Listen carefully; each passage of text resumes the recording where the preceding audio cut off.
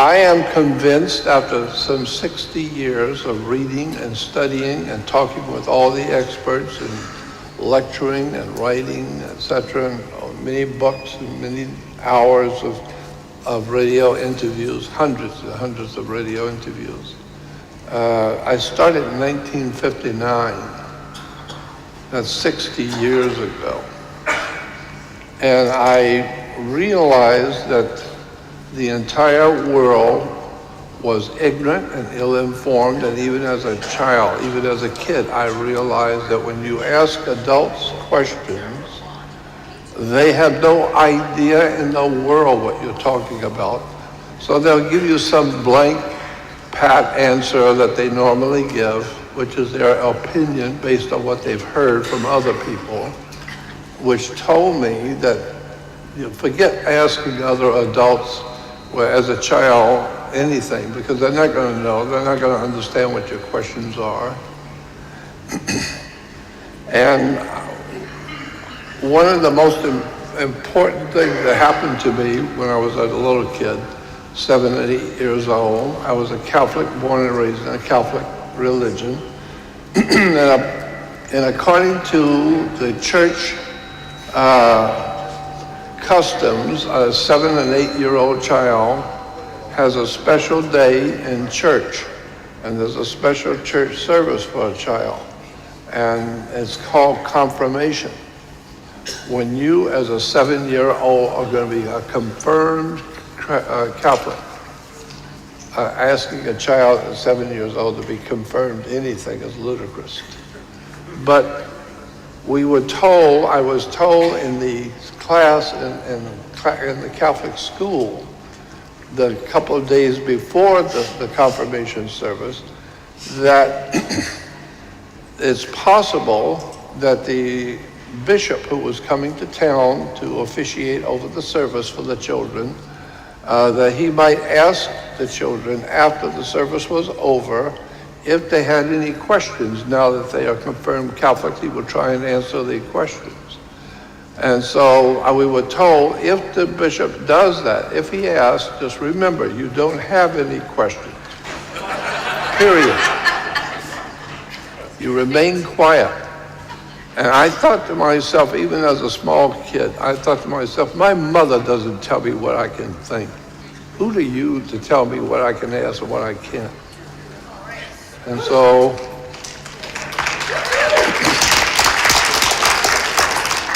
that night, after the service was over, sure enough, the bishop asked the children, now that the service is over and you children are now confirmed Catholic, I will try and answer, if I can, I will try and answer any questions you may have. So I stood up because I knew I want everybody in this church to know who's talking. I stood up so everyone could see me. And I said, yes, Bishop, I have a question. I said, my father works with torches, like I'm a welder, and he lets me play with torches on occasions to teach me how dangerous they can be. And I know how important they are. And I said, suppose I had a torch that was burning, and an angel appears to me. If an angel appeared to me, because in the Bible it talks about angels appearing to men. And so suppose an angel appeared to me and I was holding a torch. Could I hit the angel with the torch? Would it hurt him? And he says, no. And I said, why not? And he said, because you can't even see an angel, must burn one. I said, why? I don't understand why not. And he said, because you can't burn a spirit. Spirits there's nothing to burn. You have to have wood, paper, plastic, something that will burn. But the spirit has no body. So there's no way for you to burn a spirit. And I said, well, then why am I concerned about going to hell where my spirit will burn forever if you can't burn a spirit?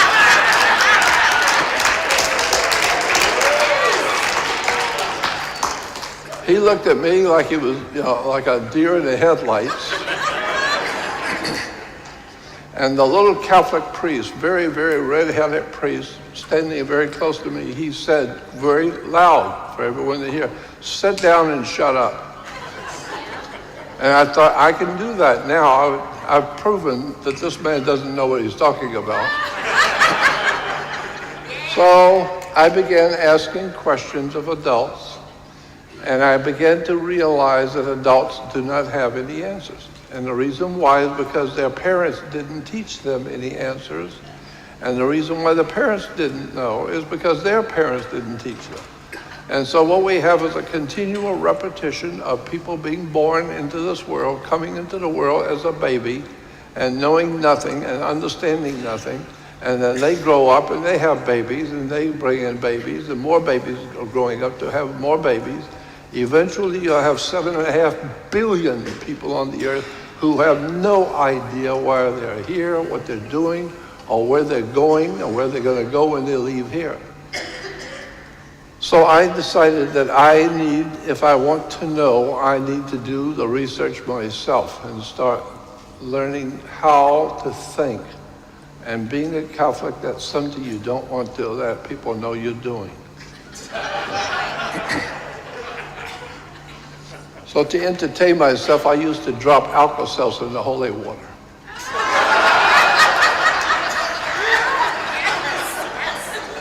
Yeah, I love watching the adults get all bent out of shape when they see the holy water bubbling. Anyway, so I learned a long time ago that you need to do your own homework. And what we're asking, the kind of questions I was asking, probably there was no real answer to it. Something you have to deal with in your own spirit.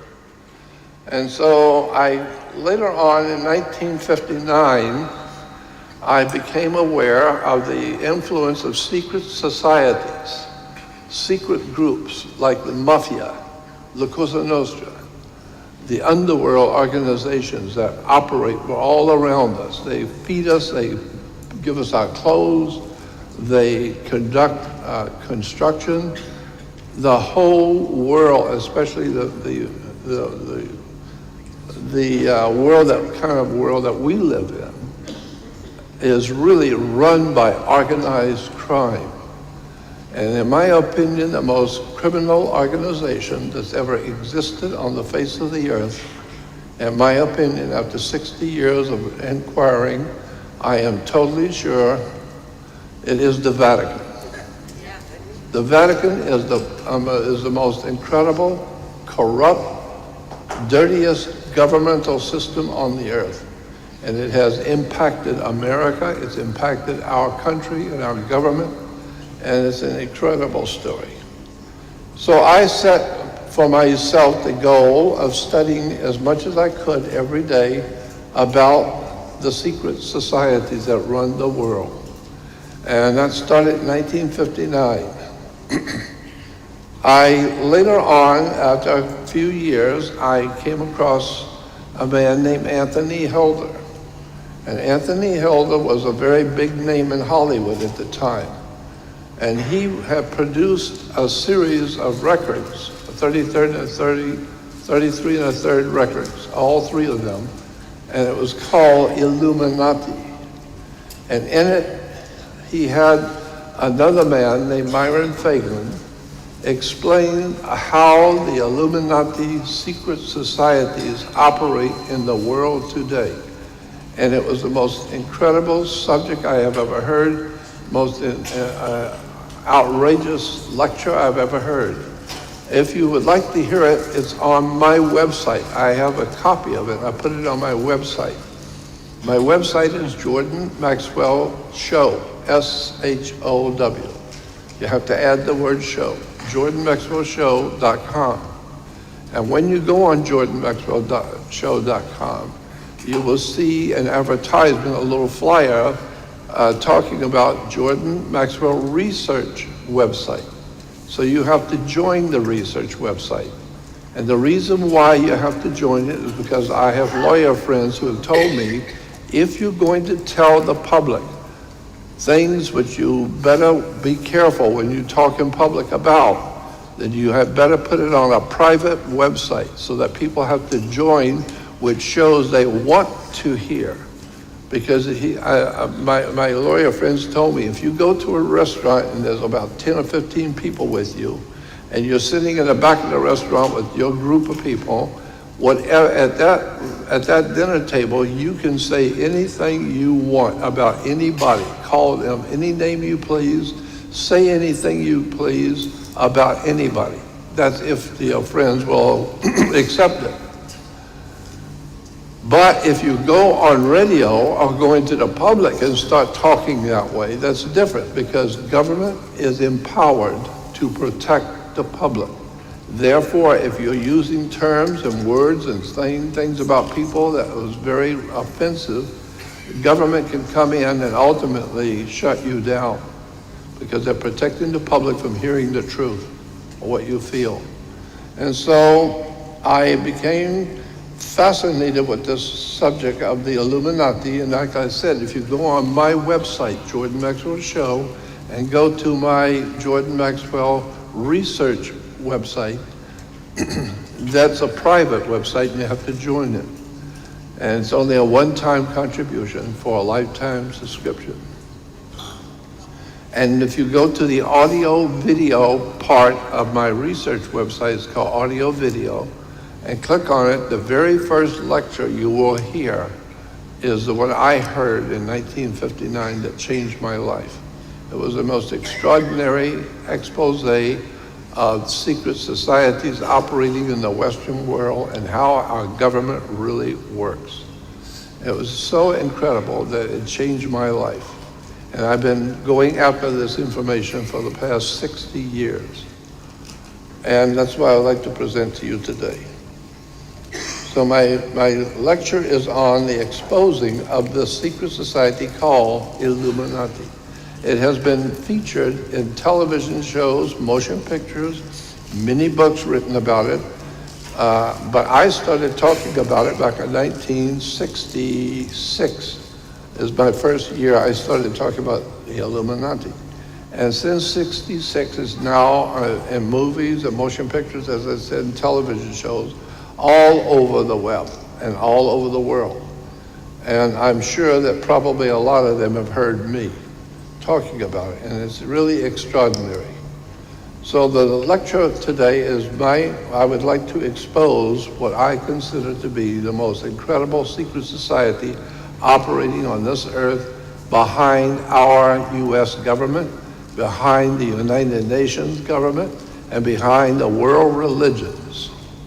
And believe me, one of the most important tools in the hands of these criminals is religion. The church is nothing more, today, the church is nothing more than an integral part of the Illuminati movement in the world to expose the human race to the lies and deceptions and pre-program us so that we will begin to believe certain things which are not true. And one of the things that we believe is not true is that Jesus will be coming back to save us. There was no Jesus. Never existed. In my opinion, never existed. And it's going to be very difficult for anyone to come back when we're told that Jesus will be coming back in his coming, second coming. I'm saying it will be absolutely impossible to come back and make a big comeback on the earth if you've never been anywhere to start with. And so I don't believe he's coming back because I believe he was never here to start with. And I think there's enough information out there now that most people around the world are beginning to look at the hard evidence for the beginning of Christianity and where it came from and who financed the church and who set this whole operation up in the Western world. I believe this group, the secret society of what we call the Illuminati, are the people who gave us Judaism, Christianity, and Islam. The most extraordinary religion on the face of the earth, I believe, is Judaism, because Christianity is just worshiping the sun, as mankind's been doing for thousands of years. But Judaism is the most incredible religion based on what I would call the smorgasbord concept. You go through and you pick what you want from here and pick this and you pick that and you like this and you don't like that. And after you pick all the things you like, you put it together and it's called Judaism. But it changes every 1,000 years. Every 500 or 600 years, Judaism completely changes. They start picking new things, and then they add to what they already have. And so today, we finally end up with a religion that's dominating the world called Judaism. And Judaism is, without a doubt, the most eclectic, off-the-wall, strange religion based on Babylonian, Sumerian scriptures, and all kinds of devil worship and demonism, child sacrifice, pornography, all kinds of stuff that most people have no idea in the world what the words mean and what the symbols mean. If you study theology and religion, you will find out that what we have today in our world, that we're being led by, and our destiny is being guided by our understanding of theology and religion. And those religions have been dreamt up by very bright people who are very smart, very clever, and they have put together a story that will knock you out, a beautiful story. But the problem is, the Bible is the greatest story ever told. The problem is, it's just a story. And once you understand where it came from and what is being said, it will extraordinarily impact your life. Because the whole of Christianity and Judaism and Islam is based on two things: the power of the sun and sex, period. Sex is the basis for Christianity, Judaism, and Islam. It's a very powerful force in the world, sex. And it has given us three of the major religions of the world. And most people are totally unaware of all the symbols that are right in front of you. And it's really quite a story. I mean, in order to be a clergyman in the Christian religion, you have to go to a seminary.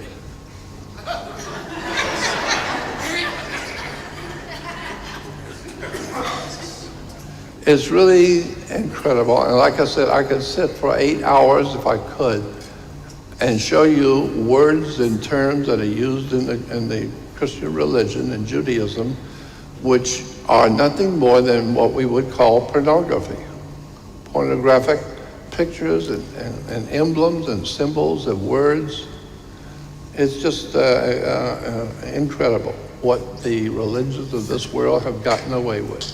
So, in order to explain the Illuminati, the Bible says in the New Testament, Ephesians 6:12, the Apostle Paul wrote about 4/5, I would say 2/3 of the New Testament was written by one man, Saul of Tarsus, the one that is in the Bible called the Apostle Paul. But the Apostle Paul, who wrote 2/3 of the Christian scriptures, was not a Christian. He was a Greek Gnostic. He was a Gnostic, has nothing to do with Christianity. And when you understand the Gnostic tradition, then you can understand the New Testament. It's an encoded message, an encoded story that you have never been told about, and is presented in such a way to look like it's history of a religion that had happened. In point of fact, no, it's not a religious history. It's a Gnostic traditional story. And so the Apostle Paul, the Gnostic, wrote in the New Testament, Ephesians 6:12, he said, for we wrestle not against flesh and blood, but against principalities and against powers, against the rulers of the darkness of this world, against spiritual wickedness in high places.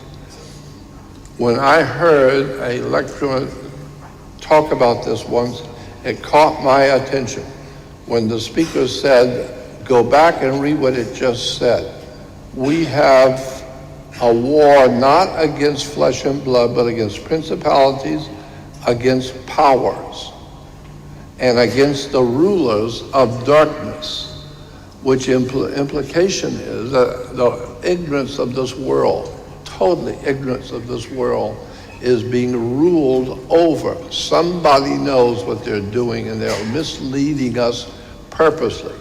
So the rulers of this world of darkness implies that there is a secret group of people in the world that know better, and they know exactly what's going on. They know the history of this earth, they know the history of mankind, and they are purposely misleading the human race to believe religious ideas which have nothing to do with the reality of the world we live in. So, books like Conspiracy Against God and Man, the study of the beginnings and the early history of the Great Conspiracy. This is what I choose to call this subject, the Great Conspiracy against the human race.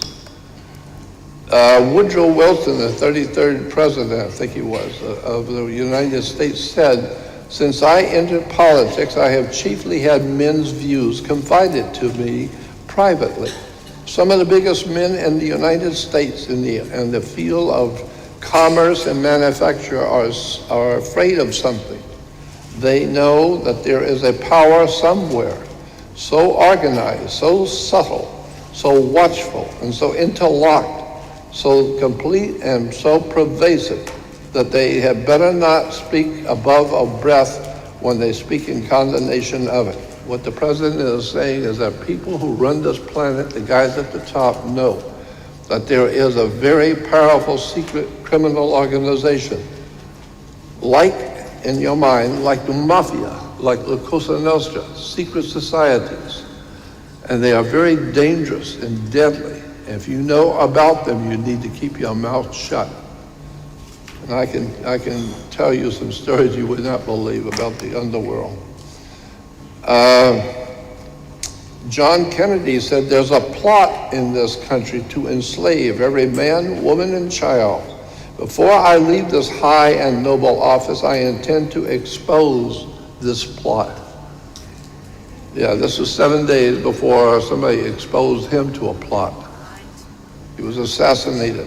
The president of the United States was killed in public, and nobody went to prison. No one went to jail. It was all washed over, and nobody cares. It's over and done. He's dead and gone. Somebody killed the president and got away with murder. There is another book called World Revolution, The Plot Against Civilization, by Nesta Webster, from the Webster dictionary family. She was very, very bright and very incredibly smart. And she wrote a book called World Revolution, The Plot Against Civilization. Here is a picture that is exactly, in my mind, a picture from the World Revolutionary Movement. It's called the WRM, World Revolution Movement. And it's a secret society of criminals who run banks, insurance companies, governmental systems, advisors to government. And I've known some of them personally, and I've learned some of this from the people I've known personally. And it's an incredible organization. You'll see in the back, above the head of the guy at the opposite end of the table, you'll see the pyramid on the dollar bill. The pyramid on the dollar bill, the eye on the pyramid on the back of the dollar bill represents the Jewish Messiah. The Messiah in Judaism, the one who is to come, the Messiah, is a word that is used in the ancient Greek and the Hebrew religion for a triangle with an eye on top of a pyramid. Many people do not know that. Many Jews have no idea in the world what that eye on the pyramid represents. It's their Messiah. And the same word in the ancient Greek is used in the New Testament for Jesus. Jesus is referred to as the chief cornerstone, which is in the ancient Greek language means a triangle on top of a pyramid with an eye. So that pyramid on the dollar bill represents the human family, the whole human race. And that triangle at the top represents the Messiah, the highest intellect and the highest spiritual presence in the universe that mankind is building up to. We're all hopefully climbing up the pyramid of knowledge and wisdom to be able to reach up and touch the Messiah, to reach up and touch Jesus, the greatest knowledge that we could possibly have coming from God, because it's an eye in the pyramid. The eye is, of course, the sun. Anyway, here in the 11th report is called the Senate Investigating Committee on Education. It's the California legislature. This is a California state document. And as you will see, it's published by the Senate of the State of California. This is back in 1953, the regular session. It says, since many intelligent persons, even in high official positions, do not appear to have acquainted themselves with the real nature and the seriousness of communism, it is perhaps appropriate to give briefly some really informative and authentic data concerning communism. Goes on to say communism and Russia are by no means synonymous. Russia merely occupies the unfortunate position of being communism's first victim. Communism is synonymous with world revolution and seeks the destruction of all nations, private property, and all political and civil liberties. And this is what we want to talk about today. So-called, the next page in the California Senate report says, so-called communism, modern communism, is apparently the same hypocritical and deadly world conspiracy to destroy civilization that was founded by the secret order of the Illuminati of Bavaria on May 1st, 1776, and that raised its hoary head in our colonies here at the critical periods before the adoption of our federal constitution. See the book World Revolution by Nestor Webster. The World Revolution conspiracy appears to have been a well-organized and a continuing plot, and ever on the alert to take advantage of every opportunity presenting itself or that the conspirators could create. It goes on to say it is significant in this connection that as early as 1783, when unsettled conditions and dissatisfaction in some quarters had arisen in the American colonies, subversive anonymous sermons were circulated among the colonial army to incite dissatisfaction and rebellion. George Washington immediately called the army together, and in addressing them, he used this significant language. George Washington said, quote, "My God, what can this writer have in view by recommending such measures? Can he be a threat? Can he be a friend to the army? Can he be a friend to this country?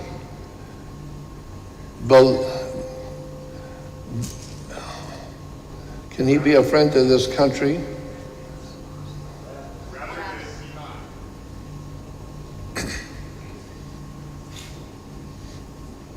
Is he not an insidious foe, some emissary, perhaps from New York, the Empire State, plotting the ruin of both?" And then he goes on to say in the bottom paragraph, the state of California goes on to say, "It is plain that Washington believed that the center of the secret conspiracy, so far as this country was concerned, to be located in New York, and felt it to be his duty to make such a direct comment." So George Washington is saying there's some emissaries from New York who are plotting the ruin of our baby country, of our new country, from New York. Yeah, the Communist Party of the New York State. New York has been,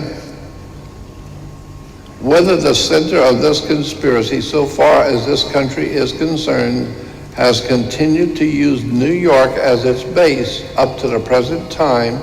It is very apparent that in recent times New York has held and is now holding the center for the stage for communist activities in this country.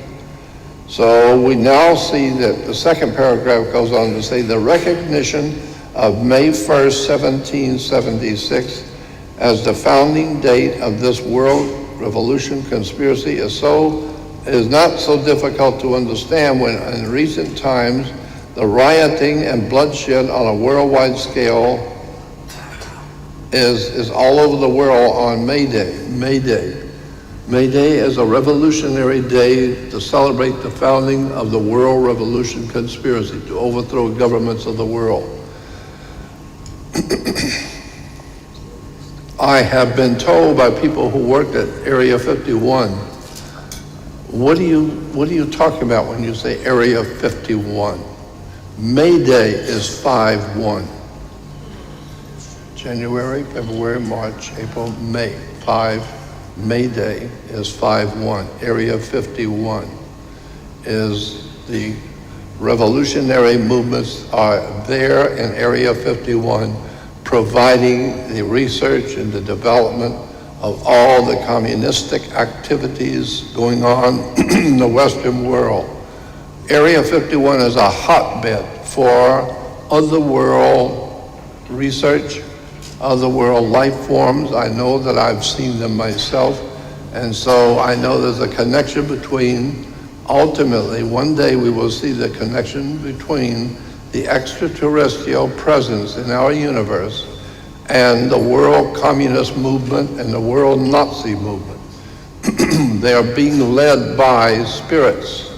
They're being led by what the Bible talks about, demons and devils and spirits and ancient spirits. Well, there is something to that idea that there are life forms on this earth that are far superior to us in our intelligence, and that they are the powers behind our world governments and our religions and our institutions that guide the whole human family. It talks about, maybe Johnny, you could read this. Okay, can they turn my mic on? We have the audio?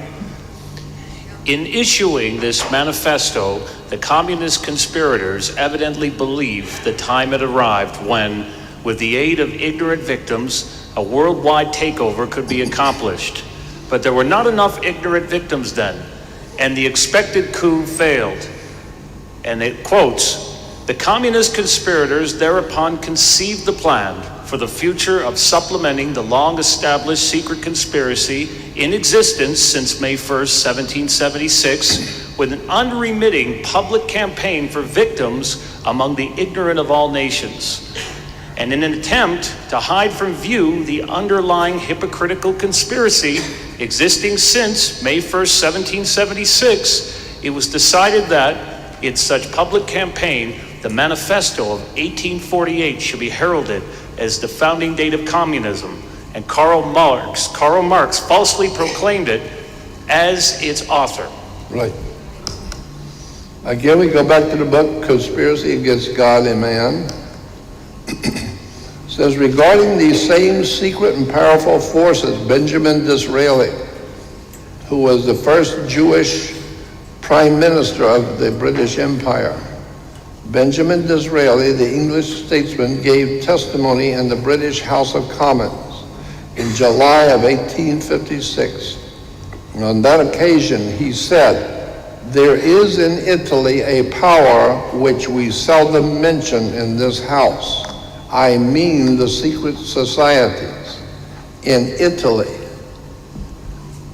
It is useless to deny because it's impossible to conceal that a great part of Europe and the whole of Italy, France, and a great portion of Germany, not to say nothing about the other countries, is covered with the network of these secret societies, just as the surfaces of the earth is now being covered with railroads. So he's talking about this government was moved to make the following statement. This person was moved to make the following statement. The government of the past, of the present day, the governments of the present day have to deal not merely with other governments, with emperors and kings and ministers, but also the secret societies which have everywhere their unscrupulous agents and can at the last moment upset all the government's plans. We go to another book written by Nestor Webster called Secret Societies and Subversive Movements. Chapter 12 talks about the secret societies that operate in England. And here, the first page on secret societies in England, we see it is in the opinion of the initiate who belonged for years to the Stella Matritina, which was a very ancient cult, religious cult in England. And this lady who was a member of this ancient cult was being interviewed by Nestor Webster. And she said, in the opinion of this initiate who belonged for years to the Stella Matritina, the dynamic force employed as Kundalini is simply an electromagnetic force of which sex force is a part. The sex force is a part on which the adepts know how to play. They're playing with it in television and everywhere today. And the unseen hand behind all of the seeming spiritism of these orders is a system of very subtle and cunning hypnotism and suggestion. Then she goes on to say, she's being interviewed by Nestor Webster, and the bottom is another quote from this lady. She said, I have been convinced that we, as an order, Stella Matritina of England, have come under the power of some very evil order, a cult order, profoundly versed in science, both occult and otherwise. Though not infallible, their methods being black magic, that is to say electromagnetic power, hypnotism, and powerful suggestion. She goes on to say, we are convinced that their order, Stella Matritina, is being controlled by some kind of a sun order, after the nature of the Illuminati, if not by that order itself. Some kind of a sun order? That's an interesting term. In order to understand the world crises today, we need to go back 4,400 years ago to the Mesopotamian sun worship. Later became the Aton worship of ancient Egypt. And this is where the real story begins. Aton worship is the problem we're facing today on the earth all over the world. There is a very powerful secret society that we loosely call Illuminati. But what they are doing is they're using the occult mystical powers of ancient Egypt, and they call it Aton, A-T-O-N, Aton worship. Aton worship is the worship of the god of the sun in Egypt. The sun god was called Aton, A-T-O-N. Aton became Aten, and Aten became the sun god of Egypt. And so the Aton worship in ancient Egypt is what's dominating us today. Here is a picture of Aton, the sun god, in the ancient Egyptian system. The Aton was a very powerful secret society sun god, and the sun illuminates the human world. And so when the sun brings light into the world, we say they are enlightened, or Illuminati. They are illuminated. Highly intelligent secret societies knowing things in science and occultism and mysticism and war and technologies that we humans don't know nothing about. But these people at the top of the world who are running our world for us, they are Aton worshipers. Now, in Hebrew, the word for God is Yahweh. Yahweh, Y-A-H-W-E-H, is the God of Israel, whose name was revealed to Moses as 4 letters called the Tetragrammaton. If there are any Jews here, you will know Tetragrammaton is a name which Israel allows anybody to use the name Tetragrammaton to represent God of Israel. But you cannot use his name. You can only use a term which is associated with his name. And that term is Tetragrammaton. Tetragrammaton in the New Testament, names and titles of God in the New Testament. And the word testament and the word tetragrammaton is the name of God of Israel called tetragram aton. Tetra means 4, gram, G-R-A-M-M, means letters. Well, you'll see there are 4 Hebrew letters inside the sunburst. And so the Jews are worshiping what we call the tetragram aton, because the Aton was the Egyptian sun god. So therefore, this would explain all the mysticism going on in secret societies and government and all of the incredible betrayal of the human race, because we have Jews which are worshiping the Aton. And this Aton worship is all part of government, of religion, churches, synagogues. All over the world, the Aton is a dark force of world criminality. And it's 4 letters worshiping the name of God in Hebrew.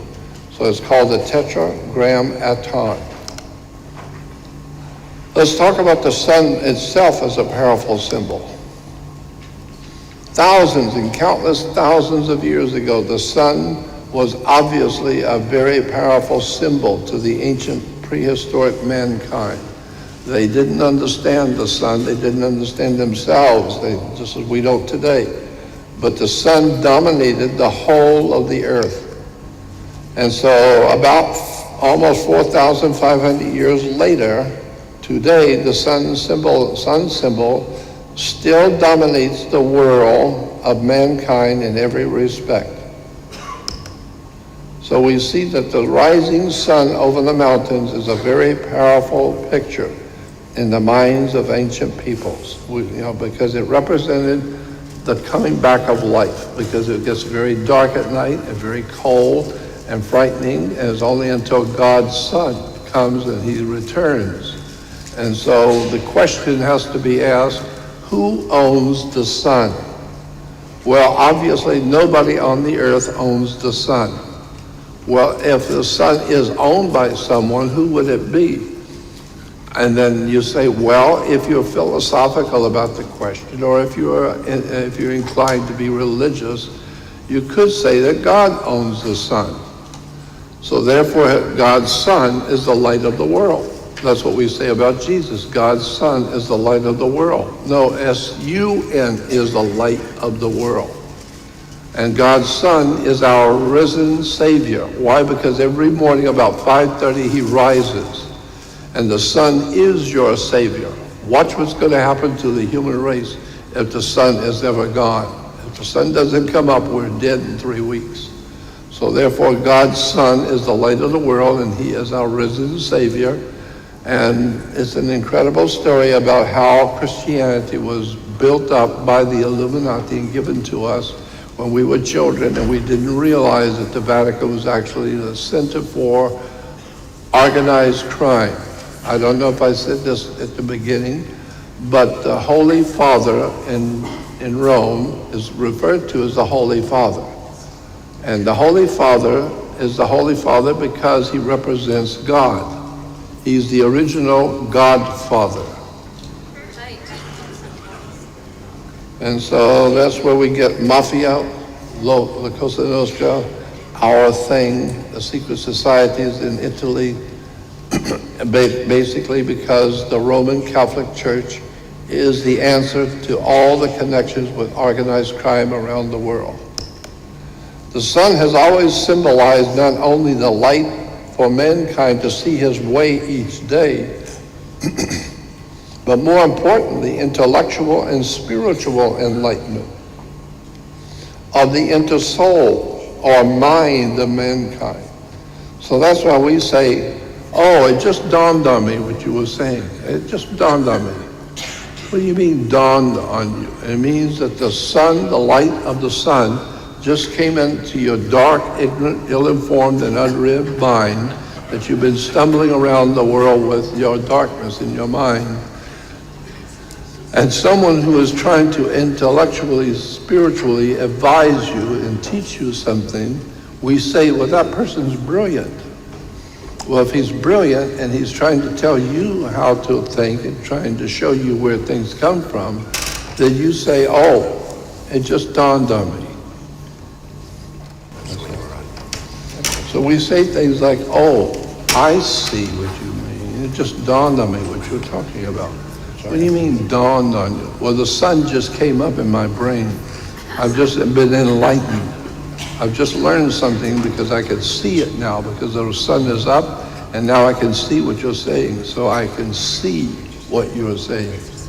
It just dawned on me. Well, it's like the earth is people are waking up all over the earth continually on a continual basis. As the sun moves across the earth, where the light is, the people are waking up. It just dawned on them. The sun is up, time to get up. But the other half is sound asleep. And so that's what we are up against. People like myself trying to educate the world around me. But most people are ignorant and ill-informed and in the dark and have no idea in the world about the extraterrestrial connection that is guiding our destiny. And one day it's going to show. We have such abilities to educate ourselves through newspapers, magazines, etc. Newspapers are called Sun community newspapers. The Daily Sun, the Sun Sentinel, the Sun newspaper, the New York Sun, the Herald Sun, the Las Vegas Sun, the Alpine Sun, the Claremont Sun, the Vancouver Sun. These are all newspapers based on the idea that the sun, when it rises, it brings light into the world. And now you can read and understand what's going on with your life. So that's why we have newspapers called the Sun Times. And here you have worldly rulers on the earth who wear a sun disk on their head. We see that in almost all the ancient cultures. The kings and rulers wear the sun disk on their head because they represent the sun god, Aton. But I need to remind you, Aton was a very powerful demonic god. It was not the god of intellectual, spiritual enlightenment. No, it was a very powerful evil god, the Aton. And this is why today our religions of this world and our governmental systems are filled with Aton worship, so that what looks holy on the outside is actually inside filled with dead men's bones. It's filled with all kinds of pornography and violence. It's a very bad story about how we've been deceived into thinking that Christianity represents God. It does not.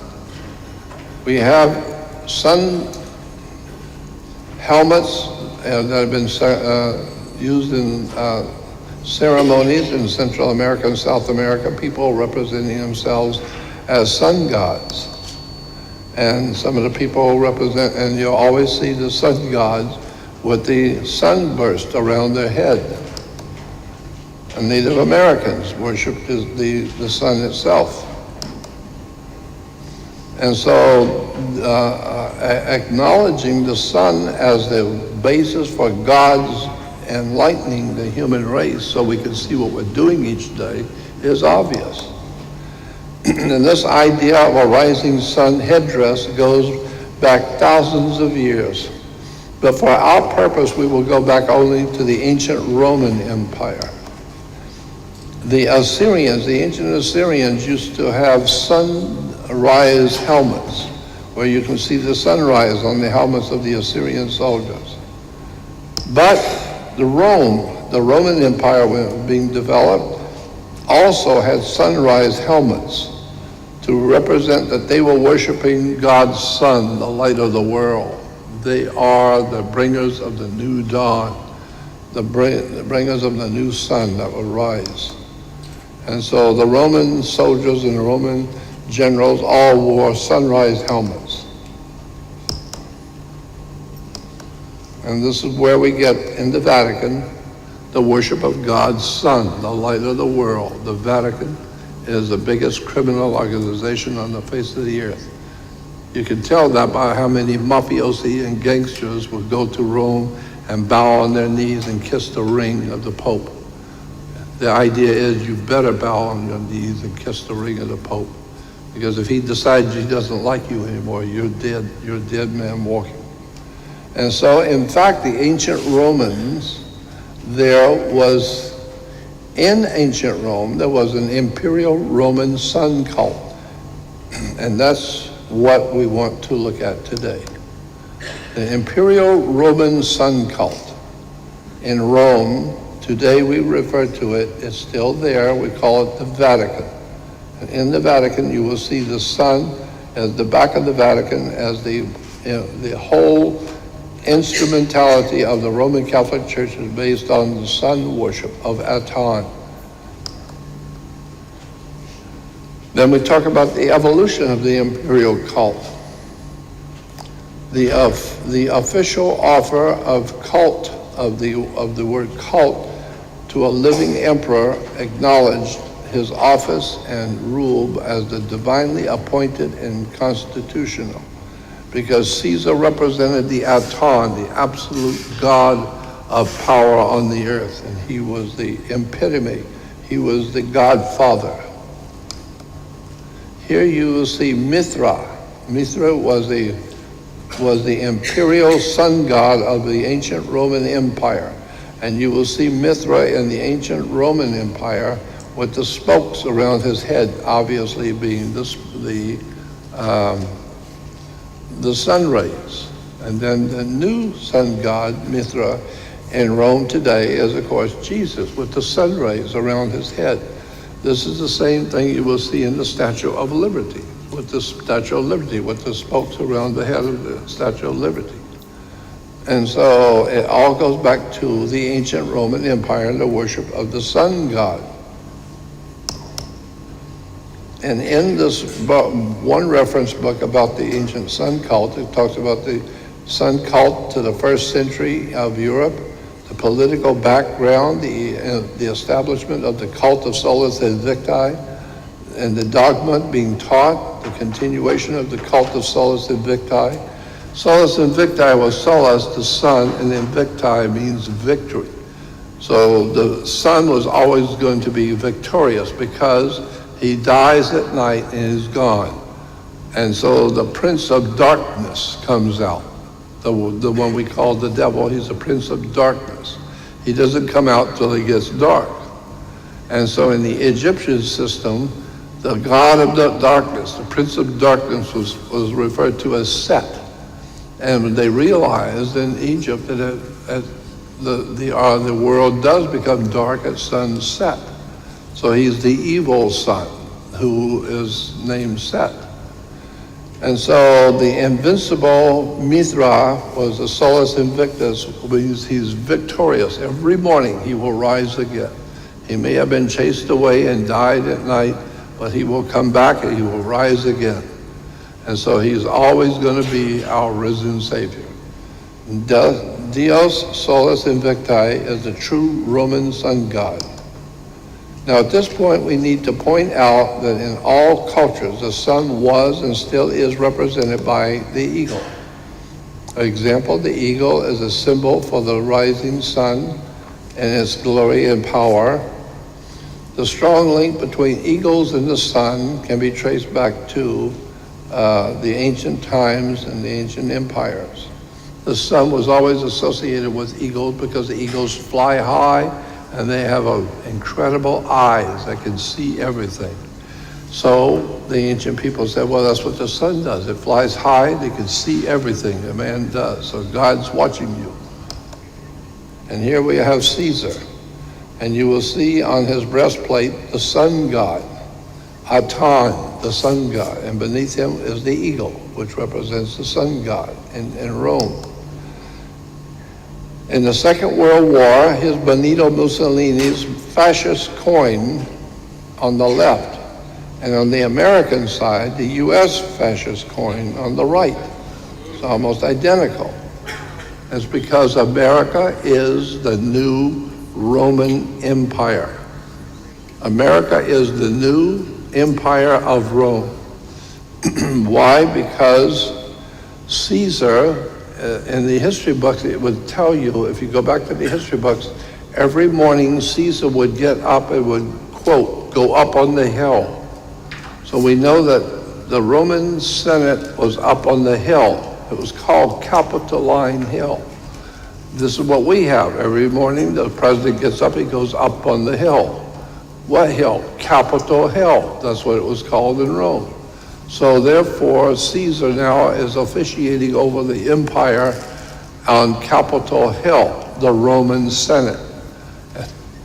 And the president today has to deal with the Senate and on the Hill.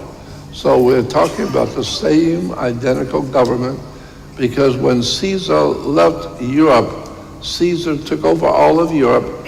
He wasn't happy with controlling Europe. He wanted Britannia. He wanted the British Empire under his belt. So he sent his troops into England and took over the British Empire. And he set up his government in England to represent the Roman Church, the Roman Vatican, the Roman Church, or the Roman power source in England.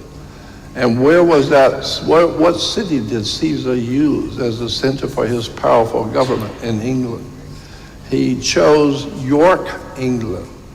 York, England was where the center for power, Roman power in the British Empire was in York, England. Today we have New York, the Empire State. That's because New York is the state of the new Roman Empire. So the New York is the Empire State. Incredible story about what New York really is and what America really is. We are the Roman Empire. So we see that the eagle is representing the sun, and above the eagle's head on the dollar bill you will see 13 little stars. You see the 13 stars together? What do they make up collectively? Collectively, those 13 stars, you will see they make up the Star of David. The Star of David is above the American eagle's head, and you will see there are 13 arrows on one side of the eagle and 13 leaves and berries, 13 leaves and berries on the other. And there are 9 tail feathers. That's because in world Nazi Freemasonry, and what we call Roman Freemasons, in Roman Freemasonry there is something called the Council of Nine. Supposedly there are 9 men who control the Vatican's secret societies of organized crime. 9 men. And that's why there are 9 tail feathers on the bottom of the eagle, because the tail feathers direct to where the eagle can fly to. So the eagle represents the Roman Empire. But there's a problem with eagles. They only have 2 wings. They have a left wing and a right wing. And so today, that's what we have, a left wing and a right wing press, a left wing and a right wing in America. So we see that the eagle is a symbol for the sun. Now comes something interesting now. The rising sun god, Shemesh, is cutting his way through the mountains of the east on his gravestone cuneiform seal showing the major solar deity of the Akkadian dynasty, which ruled in Mesopotamia for about 2350 to 2200 BC. You will see in the middle, inside the round circle of the sun, the sun god Shemesh is rising through the mountains. And on the right-hand side, it says, the ancient Akkadian sun god Shemesh, which is a Hebrew term for the Aton. They call it, the Jews call him Shemesh, which is the Aton, the sun god. The ancient Akkadian sun god Shemesh is now the Old Testament God of Israel, who today is known as El Shaddai, which basically means the more we change, the more we stay the same. Still worshiping the old Aton in Israel. Here is a better picture of that seal. And you will see the sun god coming up from the mountains. He's coming up between the two mountains. Now, look at the sun god as he's coming up between the two mountains, and you will see on the bottom right, you will see an Egyptian interpretation of the same sun god rising above the mountains. This is the same identical symbol as only in Egyptian. And you will see the sun rise between the two mountains of Shemesh or Aton. Holy is my God. A very ancient world-class symbols of the God of the world rising between two mountains is still used in religions today. So we have holy as my God. And this holy is the God Shemesh, who is coming up through the mountains and clawing his way through the mountains and rising.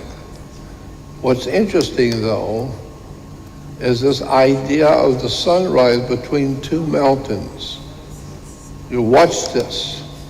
First of all, there was a book put out just recently, the last few years, called Fire in the Minds of Men, The Origins of the Revolutionary Movement. The Origins of the Revolution, the World Revolutionary Faith and Movement, by James Billington. James Billington was the chief librarian for the Library of Congress. You don't get any more mainstream than that. And in his book, he said, the history of modern revolutions is the story of people in the grip of ideas and beliefs. And this masterful work, James Billington, whose first book was called The Icon and the Axe, established him as both a formidable scholar and a sparkling storyteller. But in this book called The Fire in the Minds of Men, he traces the course of the revolutionary faith from its earliest origins in occult Freemasonry to the allegedly scientific Marxism of today. So when we talk about scientific Marxism, world communism is actually being carried on by a secret society in Rome, which we call Freemasonry. The Masonic orders are different in every country, but in Rome, Freemasonry is an organized criminal operation, and who has been featured in motion pictures and television shows and documentaries. Now, here at the front of the book, the first of the book, is in the introduction, is a very important comment by James Billington. He said, a recurrent mythic model for revolutionaries, early romantics, young Karl Marx, and the Russians of Lenin's time was Prometheus, who stole fire from the gods for the use of mankind. The Promethean faith of revolutionaries resembles in many respects the general modern belief that science would lead men out of darkness into the light. But there was also a more pointed millennial assumption that, quote, on the new day, the sun that was dawning, the sun would never set. That's a very important term, the new day. You will see it everywhere. So I'm going back to the Promethean faith of revolutionaries resembles in many respects the general modern belief system that science would lead men out of darkness into light, and that there was also a more pointed millennial assumption that on the new day that was dawning, the sun would never set. Early during the French Revolutionary period was born the idea of a solar myth of the revolution, suggesting that the sun was rising on a new world order, on a new era in which the whole world was going to become a world revolutionary movement, and in which darkness would vanish forever.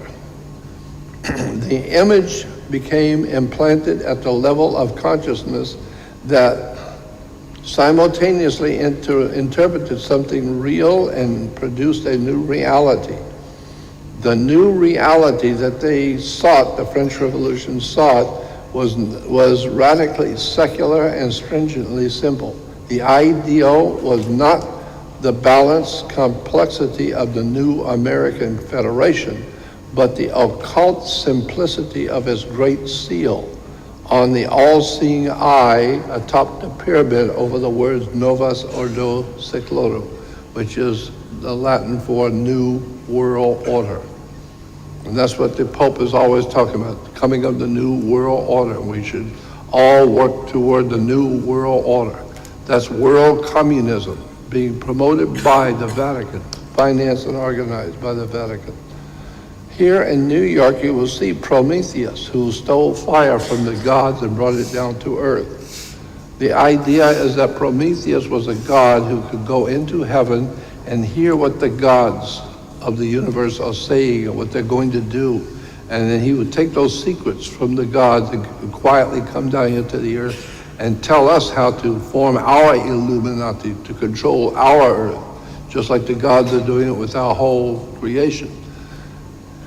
And so here in New York's Rockefeller Plaza, you have Prometheus, of course. Rockefellers were the most important financiers of the Communist Party of China. The Communist Party of Russia was financed by the Rockefellers. They put up the money to form the Soviet Union. And so here is Prometheus stealing fire. Here's a close-up picture of Prometheus stealing the fire from the gods. And this is the same fire that you will see on the back of the dime and the Statue of Liberty is holding. The Promethean fire of revolution represents the fire of revolution around the world. Again, the recurrent mythic model for revolutionaries and early romantics, the young Karl Marx and Russians of Lenin's time, was Prometheus. And then I dropped down to where it says, and that the new day that was dawning, the sun would never set. During the French Revolution was born the solar myth of the revolution, suggesting that the upheaval was being caused in France by the solar myth of a world revolution that was coming to the whole earth. And these were the French Grand Orient Temple Masons that were holding this belief and promoting it through the Vatican. Masonic Orders of Fraternity by Manly P. Hall. Manly Hall was a profoundly gifted Masonic master, and he was my dear friend. But in his book called The Masonic Orders of Fraternity, he wrote this: the direct descent of the essential program of the esoteric societies or schools, the direct descent of the essential program of the esoteric schools was entrusted to groups already well conditioned for the work. The guilds, trade unions, similar protective and benevolent societies had been internally strengthened by the introduction of a new kind of learning. It was called communism, a new learning, a new way to view the world of government. And the advancement of this plan required the enslavement of the boundaries of the philosophical overstatement. A world fraternity, we're talking about a new world order, a world fraternity was needed, sustained by a deep and broad program of education according to the method. Such a fraternity could not immediately include all men, But it could include, and it could unite the activities of certain kinds of men. Yeah, all mafiosi gangsters, regardless of their racial or religious beliefs of the nations in that they lived, and the nations that they lived in. These were, Manly P. Hall's words says, these were the men of towardness, those sons of tomorrow, whose symbol was a blazing sun rising over the mountains of the east. He goes on to say, while it is difficult, obviously, to trace the elements of a pattern that was never intended to be obvious, the broad shape of the design is dimly apparent. There is a secret, invisible empire, a world revolutionary communism and mafiosi and organized crime on the earth. But the most important part, it says, these were the men of towardness, those sons of tomorrow, who used a symbol. Their symbol was a blazing sun rising over the mountains of the east. Over the mountains of the east, a blazing sun that these cult Freemasons are going to use as they build their new world communist order over the world. Well, here in North Korea, you will see the communist symbol of the sun rising over the mountain of the east. And they're all celebrating the rising sun of a dawn of a new day. This is in North Korea. Communist Party in India is a Marxist-Leninist Communist Party in India. And what do you see as the sun rising over the mountains of the east? You will see in the Rastafarians in the Caribbean with their revolutionary communist music called Uprising. You will see the sunrise over the mountains of the east, a symbol for the world revolutionary movement. Here on the stamps of Israel, you will see in Israel on the stamps, these were the men of towardness, those sons of tomorrow, whose symbol was a blazing sun rising over the mountains of the east. And there it is in Israel. Here you will see some of the countries that when the Soviet Union took over in Asia, the Soviet Union had so many little countries under them. And all of these little countries that the Soviet Communist Party took over, all the countries were always symbolized by a mountain rising over the sun rising over the mountains of the east. Here's Romania with the sunrise over the mountains. In communist Mongolia, you'll see the sun rising over the mountains. You'll see it everywhere in the Soviet Union. In Armenia, you will see the sun rising over the mountains of Armenia. The sun rising over the mountains. And here it is again in Armenia, back in 1919. You'll see the sun rise over the mountain.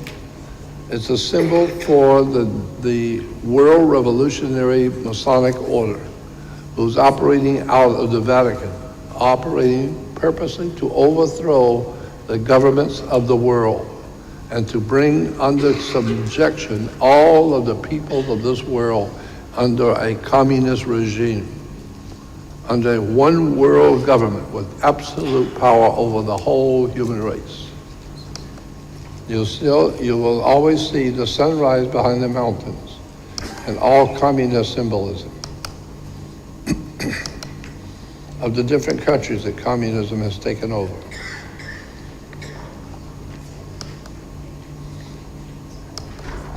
And here in Russia, you will see the Russian colors of red, white, and blue.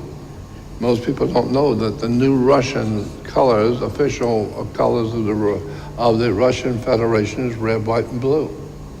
And what you see is a sunrise behind the mountains of the east.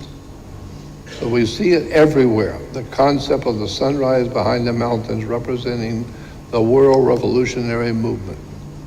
Here's the international official organ of the Independent Theosophical Society, and you will see above is the Star of David and the swastika and the crux from Egypt, and you will see in the Egyptian door, you will see the sun rising over the mountains of the east. The People's Republic of Japan, you see the sun rising over the mountains of the east. Even in Asia, you will see the same concept. Everywhere you see Bolivia, with the sunrise over the mountains. Masonic Orders of Fraternity again talks about the sun. The symbol was for the blazing sun rising over the mountains of the east. This is important because you have, in the west, you have British Columbia, the sun rising over the mountain. And then on the east coast, you have the District of Columbia. Here you have the state of Arizona. You see the sun rising over the mountains. Here's Nevada. There's Montana. You will see the sunrise over the mountains of the east. Here's Romania with the sunrise. Communist Mongolia. We have the state of Ohio with the sun rising over the mountains of the east. This just shows you how the Illuminati has set up our states and our state governments a long time before your great-grandmother was even born. A long time ago, back in the 1800s, 1700s and 1800s, when America was being founded, all of our states that were being founded by the secret societies of Freemasons out of Rome. The Holy Father, who represents God, he was the Godfather. This is why our country is in the condition it's in today. The state of Arizona, you see the sunrise. Nevada, you'll see the same sunrise. Everywhere you look, the state of Indiana, you'll see the sunrise over the mountains. The Department of the Interior back in 1849. What do you see but the sun rising over the mountains of the east? Nevada again. Santa Barbara, the city of Santa Barbara has a sunrise over the mountains of the east. The state of Alaska. And in New York, the symbol for the state of New York is a sun rising over the mountains of the east. Again, you see the same thing in New York and New York City and New York State, Kansas. So, this is a very important symbol of the sun rising over the mountains. Obviously, the idea is to express that the world revolutionary movement called the Illuminati is setting up your world, is setting up your country, is setting up your different states, is setting up your banking institutions, is conducting your wars, is setting up your churches and your religions, and the entire superstructure of Western civilization is being quietly and professionally put together in such a way that you will never know how your government really works. But they are in control, period. And here we have the Arab Federation. You'll see the sunrise behind the mountains of the east with the Arab symbols for the swords. Now here's an interesting side note. This is the old seal that we saw before, Shemesh, the sun god, rising. Look on the bottom, at the bottom right, you will see the Egyptian counterpart. This is the old Assyrian sun god, Shemesh, but you'll see the Egyptian counterpart. You see this symbol? Yeah. Well, here's the sunrise over the mountains on Google. The Egyptian sunrise you will see on the bottom right. Sunrise over the mountains on Google. Sunrise on the mountains in Apple. You have sunrise over the mountains of Microsoft. Sunrise over the mountains in Samsung. Sunrise over the mountains on Twitter. Sunrise over the mountains on Facebook. Sunrise over the mountains. Sunrise over the mountains. This is why all of these different systems are referred to as social networks.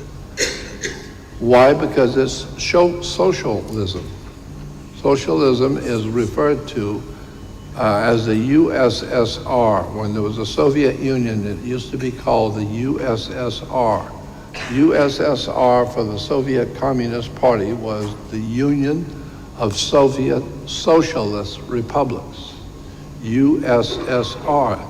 Today we don't have socialist republics, we have the whole entire world is now being brought into some kind of a world socialist movement or world communism, in which the whole earth is going to be guided by a secret society of Freemasons operating out of Rome.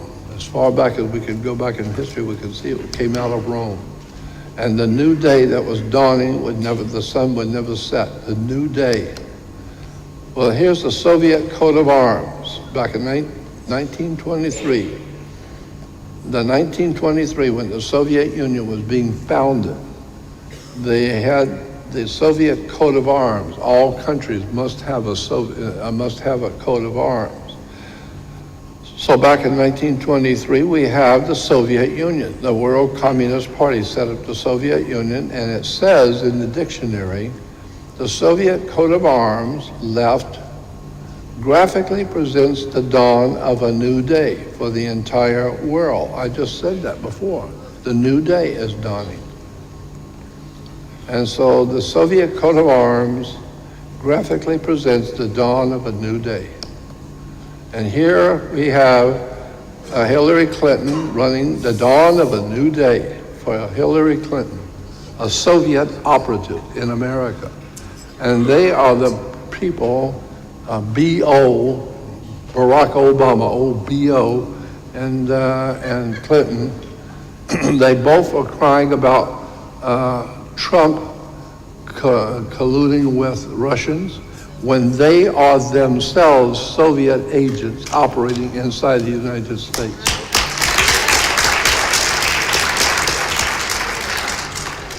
Pretty incredible, the dawn of a new day. The Communist Party was ecstatic over the 2008 election, because they finally got old B.O. into office. Barack Obama, the world-famous communist, Marxist-Leninist overthrower of the United States of America. And the people loved it. The people loved him. Well, that's what the Illuminati masters, the Freemasonic orders out of Rome, they knew. The people will love Obama because he's a black man and he talks like a white man. And Hillary Clinton with her dawn of a new day. A new day is dawning. Yeah, thank God he's gone. Here we have Mr. Obama's win was announced in Times Square, New York. And all the airhead, dingbat, knuckle-dragging, goofballs, uneducated dingbats are all crying because we've finally got an old Marxist-Leninist communist who's going to bring about a new world order. And we've been praying for someone to come and bring a new world order, world communism, and this is incredible. A new day dawns for our country, yeah. Ralph Nader says, yeah, it's a new day for America. Yeah, Spider-Man is a brand new day for Spider-Man. And in 1939, you will see, 1939, the World's Fair. What was the theme for the World's Fair in 1939? See the sun through the grave. It's the dawn of a new day. Hail the dawn of a new day. That's the 1939 World's Fair. 1939, when the Second World War began with Adolf Hitler. And here it is in Deutschland, Germany. You will see the sunrise on the left behind the mountains of the east, and you will see it's a Nazi symbol. Here again, there's a sunrise behind the mountains of the east, and on both of those symbols, you will see it's the eagle with the swastika. Here is an article from the German magazine, talks about Adolf Hitler, the old Adolf Hitler, the old Marxist-Leninist Soviet communist Nazi Führer, who fed the German people the scam from the Vatican and British BS, and it's worked. It worked for a while. Hitler said Germany can be saved only by the dictatorship of a national will and the determination to take action. My fellow Germans, awaken. The new day is dawning. I've heard that before. The Nazis with the new day that was dawning, with the communists in Russia whose new day was dawning, and now it's finally starting to dawn on the whole world. We have been had. The entire human race is now in the hands of the secret societies because our states were founded by them, our government was founded by them, our criminal justice system was founded by them, their court systems. It's an incredible story of how the Western world, America, has been betrayed, and ignorant people have no idea in the world what's coming down and what's going to happen to America soon. It's all there. The dawn of a new day, says Hitler. Pope calls for a world new order. I can imagine. Soviet coat of arms, the dawn of a new day. This is talking about the Solomon's temple. In the Hebrew dictionary, it talked about the temple was laid out on the east-west axis with the entrance to the east, on the east. Some have suggested that this permitted the sun to illuminate, like Illuminati, to illuminate the inside of the temple, of Jehovah's temple, on the first day of autumn. And that this was related to the solar cult of the festival of Yahweh's enthronement.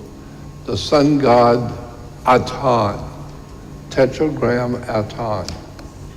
We see it on Jewish symbols, sunrise Torah.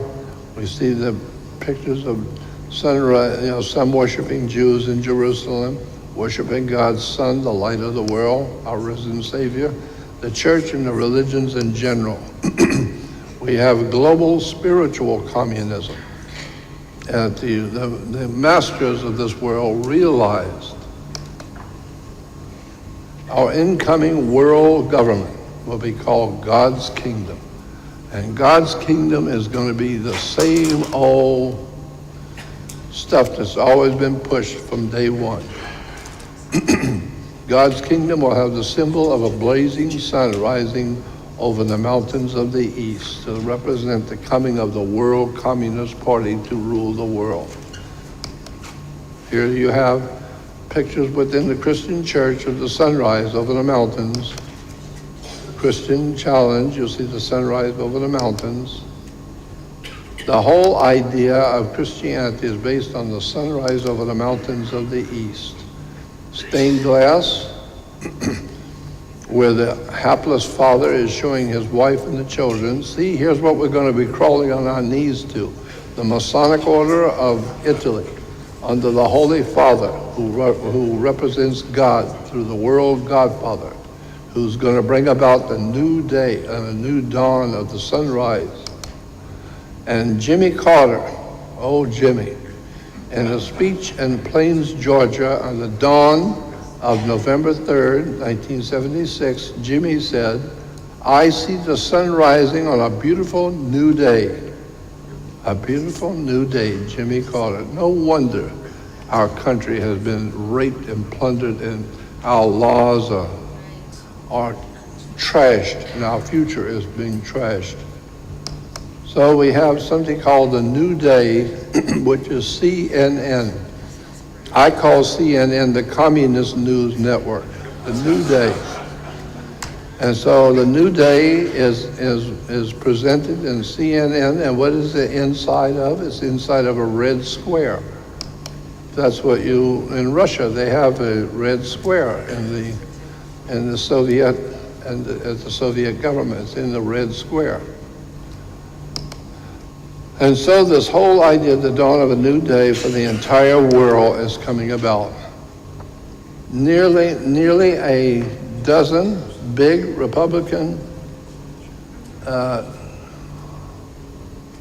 donors backing different presidential candidates are coming together to help fund an advertising campaign attacking the frontrunner Donald Trump, who faces sharp criticism from rules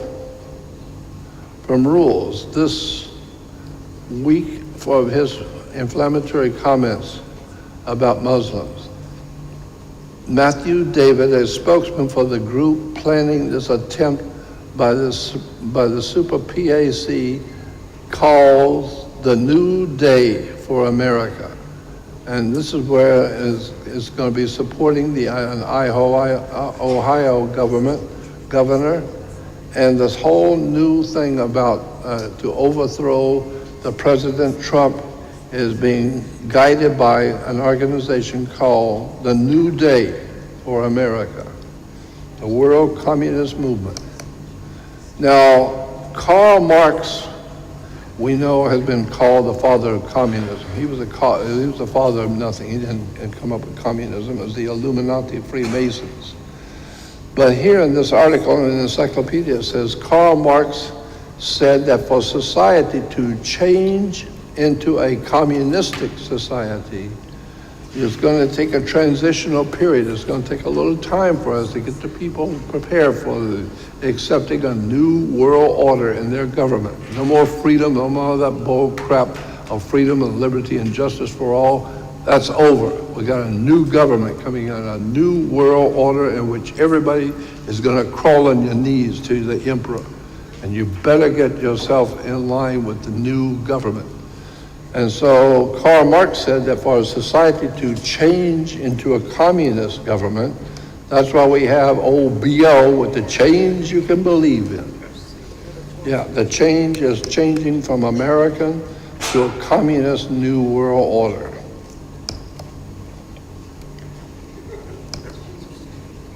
Here in the Discovery Channel had a series of videos put out about the life of Adolf Hitler. And it says on the back of this video, it says, Volume 1, the early years of Adolf Hitler. For a nation in darkness. Well, Germany was not in darkness. It was a highly intelligent country. And it says, for a nation in darkness, it was the promise of a new dawn for the failed artist, Adolf Hitler. It was a chance to change society. Well, that's what BO talked about, the change that people believe in. This is the change you've been waiting for. You're tired of all this freedom and liberty and justice for all and goodness and decency. Let's change it into a world communist party and a world totalitarian state in which the whole world will now live under totalitarian Roman fashion.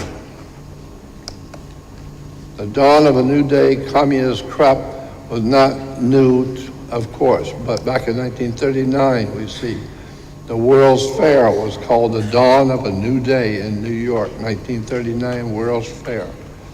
Most people didn't know what that all meant, that the dawn of a new day was the World Communist Party out of Italy, Rome, secret societies, manipulating and exploiting the ignorance of the people, setting up a whole new world order.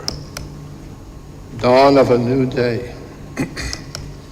We have the music of Horace Heidt, the musical accompaniment to the World 1939 World's Fair. Dawn of a new day. 9.5 mystics, the Kabbalah today. The Kabbalah, and the 9th chapter of this book, called The Fragrance of Eden, the way of one who is caught between the suns of a dying and a dawning new day.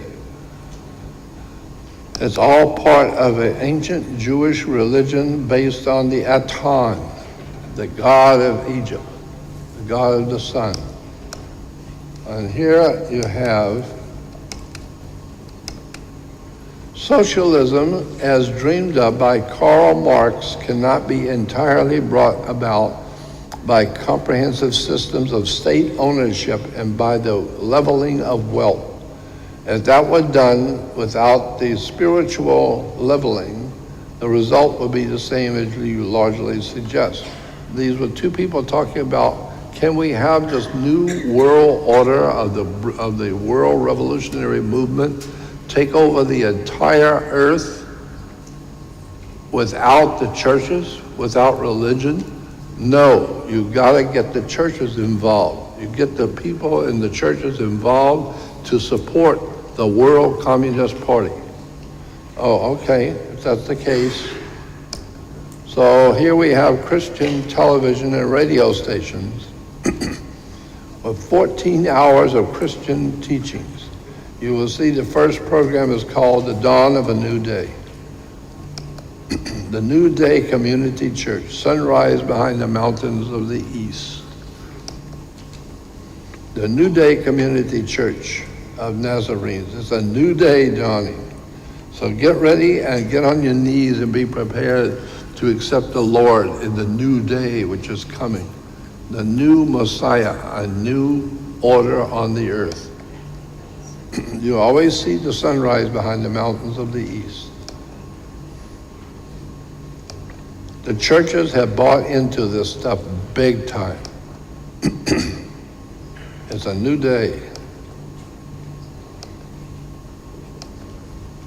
Christianity has bought into this Masonic new day, new dawn crap, and the people have no idea in the world. They're just following, as they always have. They just follow what their preachers tell them, and their church is going all the way for the dawn of a new day.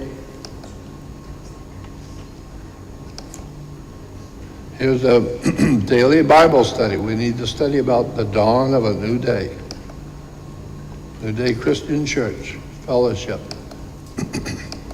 It's all over the web, everywhere you go. New Day Christian churches. Everything is the new day and the new dawn with the sun rising.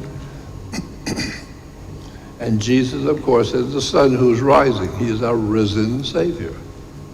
Of course, Jesus is your risen Savior because Jesus represents the sun. And the sun is your risen Savior. If it don't come up tomorrow, we're dead in 3 weeks. So the sun is your risen Savior. So if you're looking for God and anything spiritual in churches, you might as well forget it. This is one great big Marxist-Leninist communist operation that is now hovering over the entire world. And the people of this world have no idea in the world what this stuff really means and where it actually came from. But it's coming. Now, what's interesting in conclusion, and here is the really interesting part, the culmination of all of this. The New Day Church for people like you. And I'm thinking to myself when I first read that, the New Day Christian Church for people like you, who have no brains, who are brain dead, who have never been educated, that don't know how to read, can't think, and have no idea in the world what's going on. This is a church just for you. It's called the New Day Christian Church. So just come on in and sit down and be quiet and make sure you're in compliance with your government for the New Day Christianity. One last thing I wanted to show you. Welcome to the New Day Church. This poor girl has no idea on the earth what's going on. And she is leading all the other people who really are ignorant, have no idea.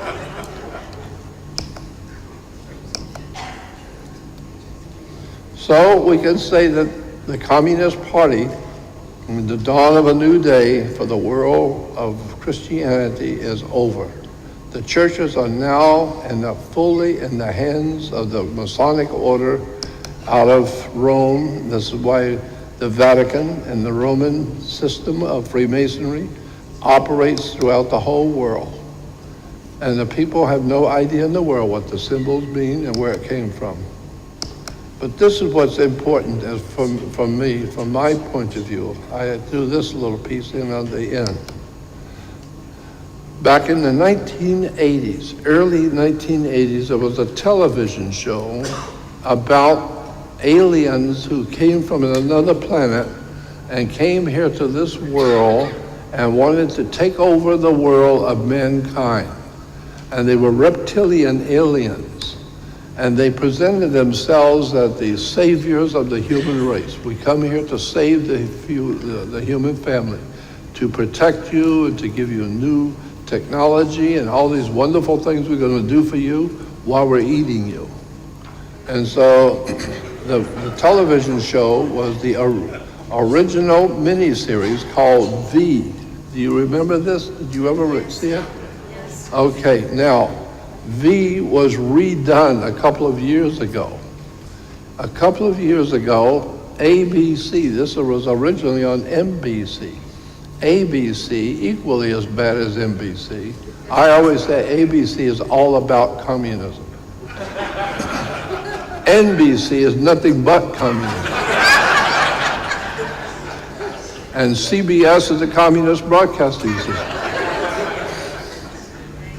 So in the 1980s, there was a television show, this is important, a TV show called Original Miniseries V, where it was a story of the extraterrestrials who came here in a huge saucer-shaped disc, and they took over the earth, and slowly but surely they were being able to take over the whole world. And little by little by little, they're taking over the entire earth. And the article in the newspaper talked about how V stands for victory. Well, the communists have a victory. This is the emblem or the sign that gets spray painted over posters of the alien race that have come to the earth and is used as a sign of rebellion for those who stand against the aliens, the reptilians in form. The aliens disguise themselves as humans. They look human.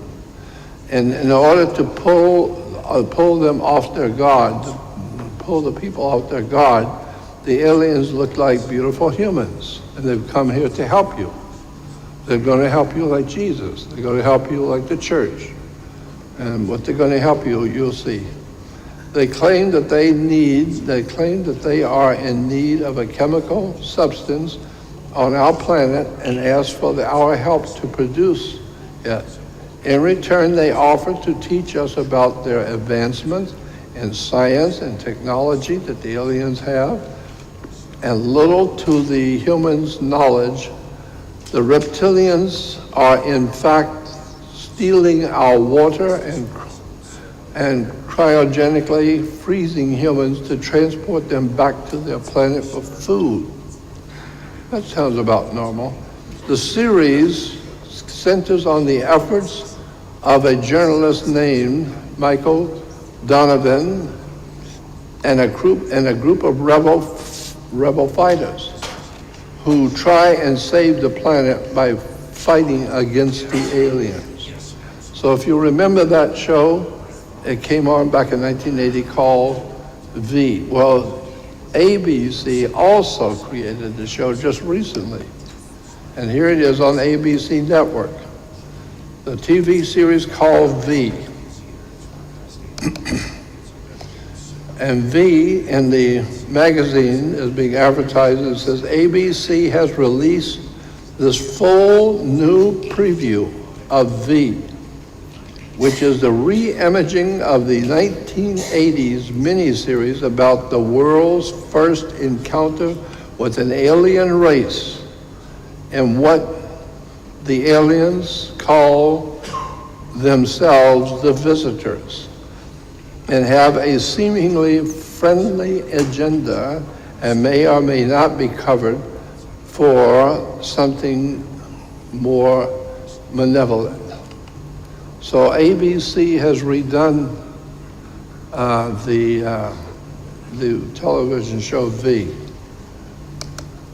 Then another ad that says this: the full V preview now online. The source is ABC Television. ABC has released a full new preview of V, which is a re-imaging of the 1980 miniseries about the world's first encounter with an alien race, in which the aliens and them call themselves the visitors and have seemingly friendly agenda that may or may not be covered for something more malevolent. And here is the punchline to this whole lecture. And in the TV series, the so-called visitor, alien visitors, they distribute a booklet among the people of the world explaining their mission here on the earth. And the TV series, the so-called visitors distribute a booklet explaining their mission here on the earth. I think that's very nice of them to do that, to explain to all the humans on the earth what the alien visitors are going to do.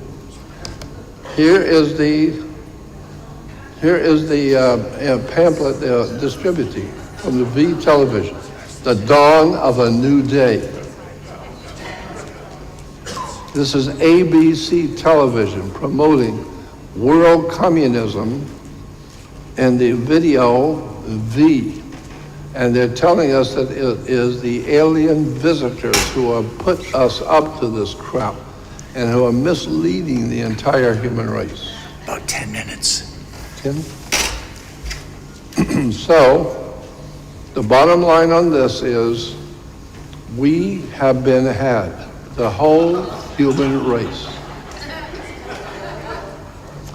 by so-called visitors, alien visitors. And that's what I believe has been happening, is that the world is being guided into a destiny that we cannot get out of. We cannot face the reality of the destiny we are facing on the earth today. We humans are nothing more than animals to the visitors. And it's frightening to think of how ABC and NBC, national radio and television shows, are promoting the dawn of a new day in their television shows. America and the New World Order back in 1940. Building a new world. It is dumb and dumber. Karl Marx said the society to change into a communist system. There he is, the communist leader, to change our society. And Hillary with the dawning of the new day. And we have Adolf Hitler on the top with his fist rising, his raising fist for the dawn of a new day for Germany, and our beloved Nazi, fascist, bloodletting, murderous traitor to our country, with his fist leading the American people and the American government into a dawn of a new day revolution. American zombie. That's who we are today. We're here, we're dead, and get used to it.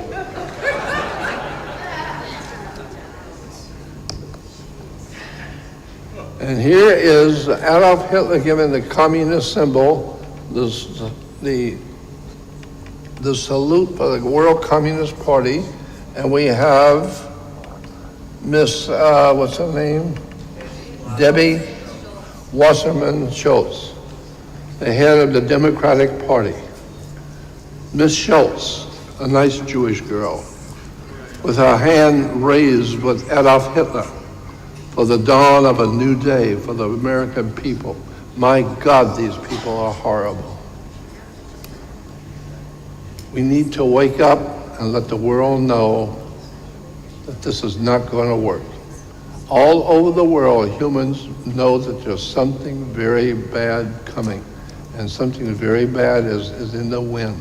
And I'm telling you, watch what's going to happen in America in October of this coming year. I believe that there's going to be something terrible is going to happen in October. I don't know exactly what it's going to be, but I do believe it's going to be absolutely, unbelievably horrible. And Americans are not prepared for it, because these people who are working for the dawn of a new day, like Adolf Hitler and David Wasserman Schultz and all these other people who are helping to lead the American people into their destiny of criminality and putting us into prison camps and taking our country and our freedoms from us, we're losing bad. Why? Because of education. The people of this world are not educated, and that's what I'm trying to do, is to enlighten the human family as to what's coming. And here we have the silver dollar with the lady, Liberty, and the article said, Miss Liberty is walking toward the dawn of a new day. Isn't that wonderful? And here we have Stalin talking about, this is what we call socialism. That's why you have all the social networks, Facebook and all these other social networks. Yeah, because this is called socialism. Socialism is nothing more than the old Masonic order out of Vatican promoting a world totalitarian dictatorship. So you can flush your hope here.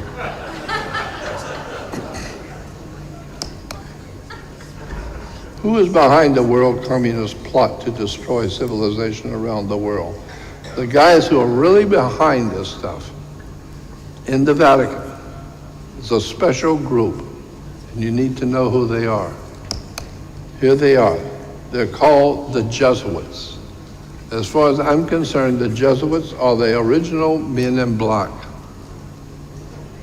The Jesuits are a special priesthood who are designed and promoted and designed to do one thing, and that is to overthrow mankind's governments and bring about a new Vatican, Masonic, new world order in which all nations of this world will crawl on their knees to the Holy Father, who will bring about what we call a new world order out of Rome.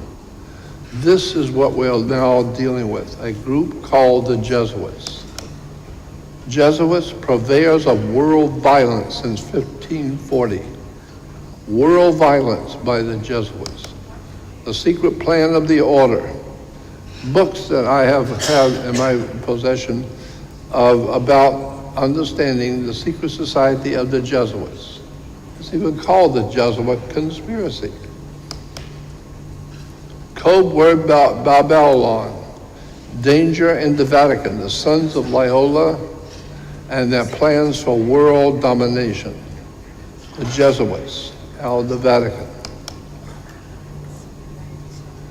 It is my opinion, said the Marquis d'Affilat, in my opinion, that the liberties of this country, the United States of America, will be destroyed if it will be by the subtlety of the Roman Catholic Jesuit priests. For they are the most crafty, dangerous enemies to civil and religious liberties. They have instigated most of the wars of Europe, says the Marquis d'Affilat, the French statesman. John Adams, my history of the Jesuits is not eloquently written, but it is supported by unquestionable authorities. It is very particularly and very horrible. There, the Jesuit order of Pius XII is indeed a step toward darkness, cruelty, despotism, etc., and death. I do not like the appearance of the Jesuits. If ever there was a body of men who merited eternal damnation on earth and in hell, it is the Jesuits of the Ignatius Loyola of the Catholic Church. Winston Churchill said, you must understand that this is not against Hitler or National Socialism. This war is against the strength of the German people, which is to be smashed once and for all, regardless of whether it is in the hands of a Hitler or a Jesuit priest.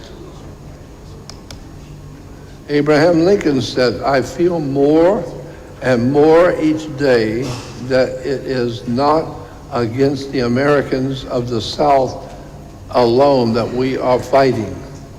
It is more against the people of Rome, the Pope of Rome, and his perfidious Jesuits, and their blind and bloodthirsty slaves." Abraham Lincoln to Charles Chinnerby, the priest. So, the three Jesuits and the downfall of the president. Richard Nixon had him around himself. He had Jesuit priests advising him, and they advised him and give him the advice on what to do with his presidency, and he ended up losing the presidency and stepping down. And so the article in the magazine says, Watergate SJ, Society of Jesus, three Jesuits in the downfall of the president. People don't know that in that Watergate hearing, that was all about the Jesuits overthrowing the United States government. The secret history of the Jesuits, who founded Nazism. They financed it, organized it, directed it, the Communist Party and the Nazi Party. The Jesuits and Marxism. These are articles and magazines and books and videos about the rise of the Jesuits and the Catholic Church. Why are the American Jesuits going to bat for the communists?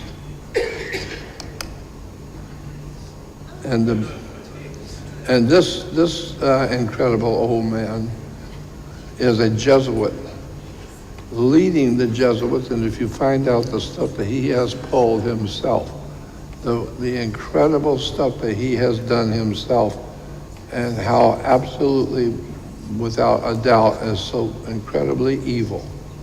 And the people of the church couldn't care less. They just loved the Pope, just like they loved old B.O. Because the people just love to be, the people seem to be in love with the idea of being ripped off and raped and plundered. And so the church says, yeah, well, somebody's got to do it, so it might as well be us. Here is the first Jesuit mafia pope is given a crucifix with Jesus hanging on the communist hammer and sickle by Romania's communist dictator. And here the Pope is getting a hammer and sickle from the Communist Party. And you'll see Jesus hanging on the hammer.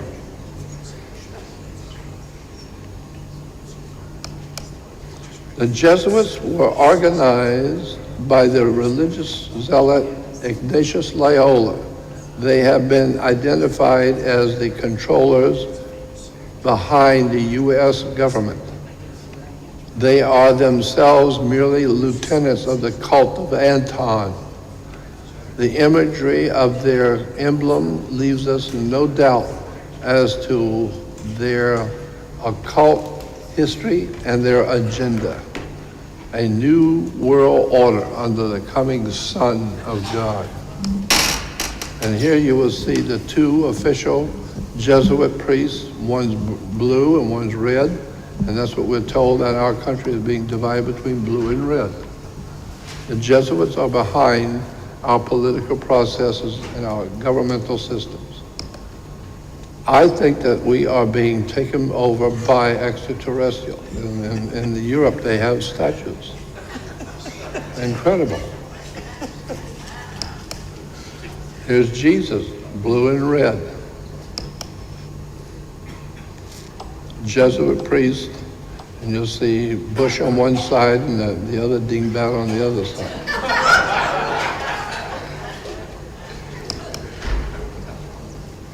Kennedy and Nixon. The Pope is referred to as the Holy Father because he He represents God on earth, and he is the real Godfather in Rome. The Godfather, the Holy Father who represents God. Anyway, Who's going to be our president? say it again. Who's going to be our president, our next president? What did she say? She asked you who was going to be our next president. You've already got him. You've already got the next president. Trump will be the next president. There's no doubt in my mind about that.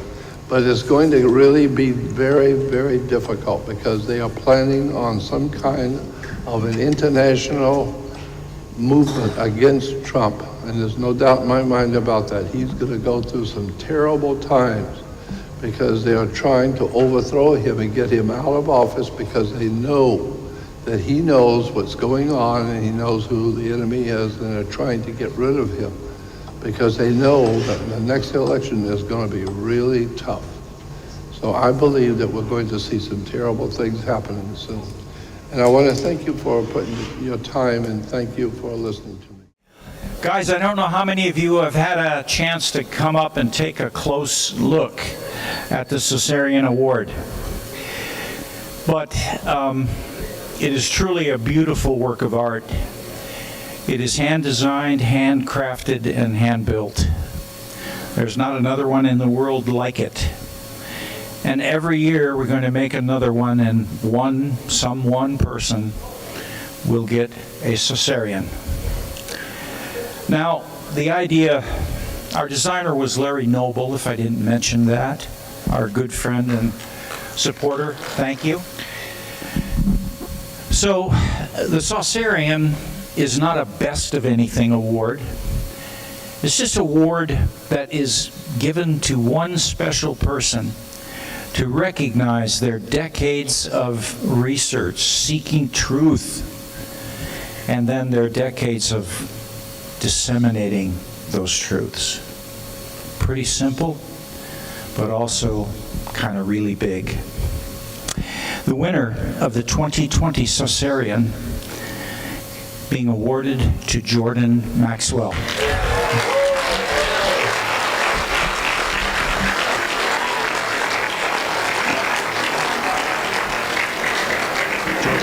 Look at her. She's heavy. Oh, wow. This is not a dime store trophy. Here. Take a close-up gander at her. I would like to say, take a moment to thank my host, Bob Brown, who has done so much to encourage me over the years.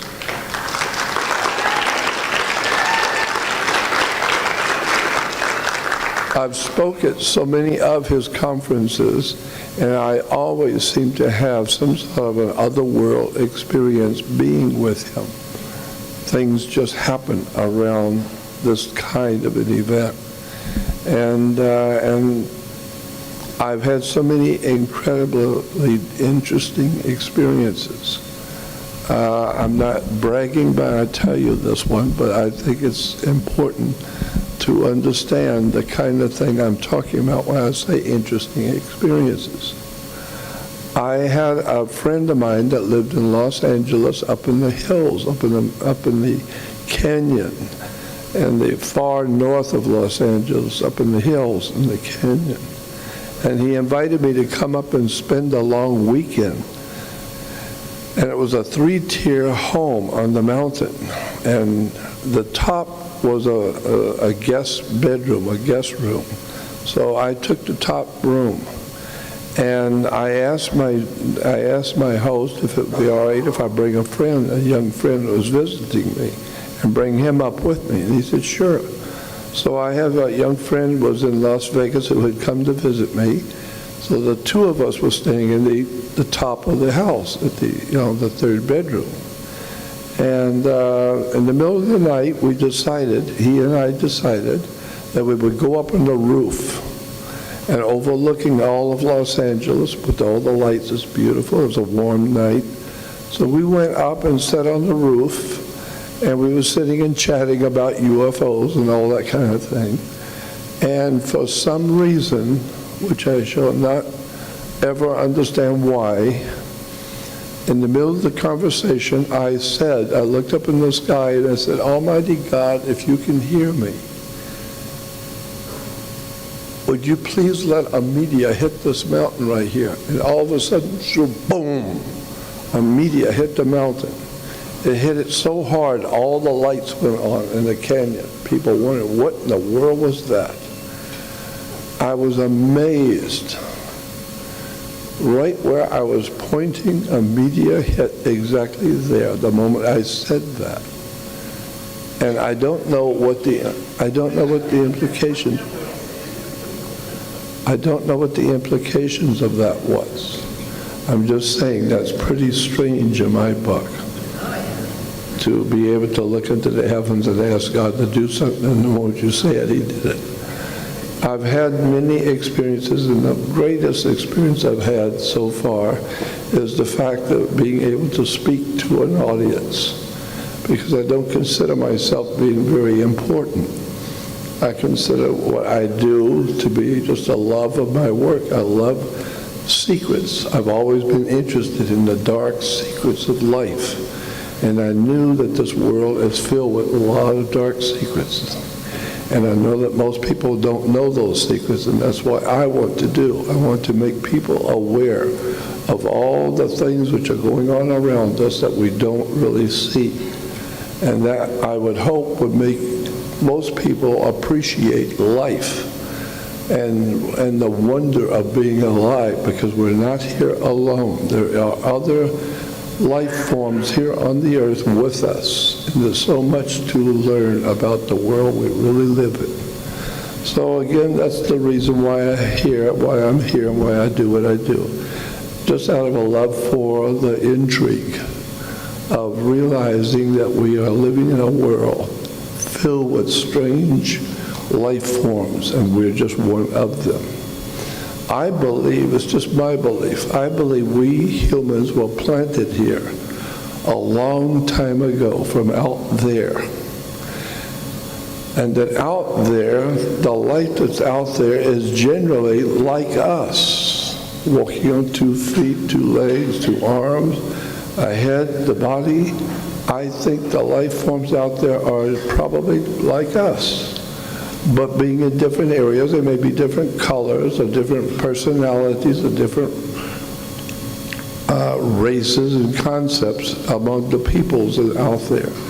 And to bring them all here for some reason gives us all about different kinds of people, different colors, different races, different philosophies. And so if there is anything to that, it implies that we are a creation of God. And the implications of that is we're not in control of our life or why we're here. And it begins to look like we all have a destiny, some sort of a well-informed destiny by whoever allowed us to be alive at this moment today to fulfill. And I think that is happening at this moment. The destiny seems to be to educate the human race, to wake up to the reality of what life is really all about. And that's why on the back of the dollar bill, you'll see a pyramid with an all-seeing eye at the top and a little triangle. The pyramid represents humanity, the whole world, where we should all be building up to a pinnacle. We should all be building up in intelligence and wisdom and understanding. Keep building until you get to the top of the pyramid. And at the very top of the pyramid is a triangle with an eye, and it has a light emanating from around it. That pyramid with the eye is a symbol for the Jewish Messiah. The Messiah in Old Testament Judaism is referred to by a word in the ancient Greek, which means a triangle perched on top of a pyramid. But in the Christian tradition, in the New Testament, Jesus is referred to with the same Greek word for Messiah, which means a triangle on top of a pyramid. And that's why it's on our dollar bill. That pyramid does not represent the devil and Lucifer and evil. It represents the pinnacle for which mankind is building up higher and higher in knowledge and wisdom and understanding, so that one day we will be at the top and prepared for the pyramid, which represents the Messiah, to come down and sit on top of the pyramid, which means sitting on top of the human family, that we are all hoping to build up to that kind of wisdom at the top. So just keep that in mind. That's what the symbol means on the back of a dollar bill. The eye represents the Messiah, and we are all supposed to be working our way up to the top. And ultimately, if we hit the top, most won't, but if we do hit the top, we will begin to perceive and understand the depth of the Messiah, the one who is to come to save the world, and that's us. If we can reach that level of intelligence and wisdom. And so since understanding that, that's why I wish to try and help my fellow man to awaken to the profoundness of our life and where we're going and where we've come from. And so with all of that, I would say, I want to thank you all for the support and for the nice things that have been said about me. Appreciate it, and thank you.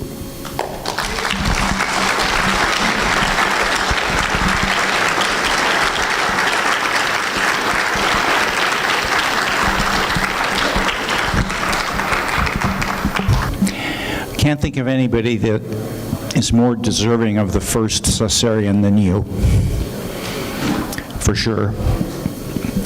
Second, it is amazing to me that some people think that you are not spiritual, that you are not godly. You are amongst the most spiritual and godly people I know, but yet people have this perception that you aren't. You are anti-religion. So am I. And that's okay. Picture this. Jordan is at the top of that mountain. He's directing down those meteorites. Standing by him is Daniel, directing down the lightning. What a sight. Here's my question. I love you for years and years, and you're you. But what I want to know is, if we all get to become messiahs like you, do we have to wear those ugly shoes like you have on?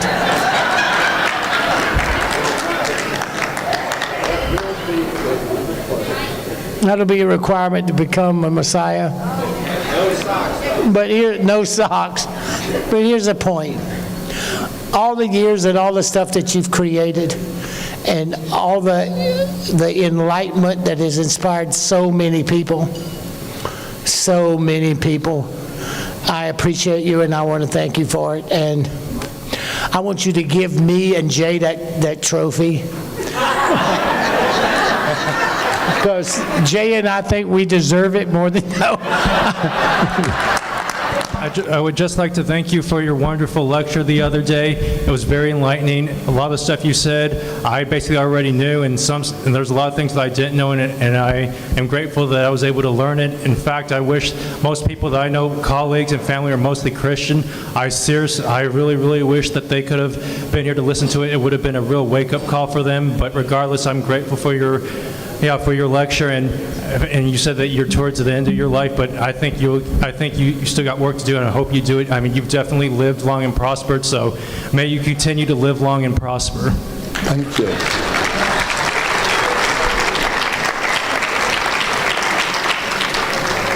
It's a real joy to hear those kind of words from a young man who really appreciates. Thank you.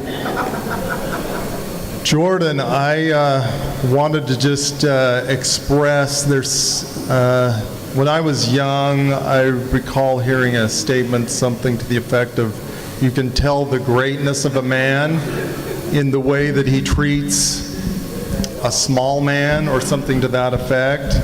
And it's been interesting for me to observe you in person these last couple days, and the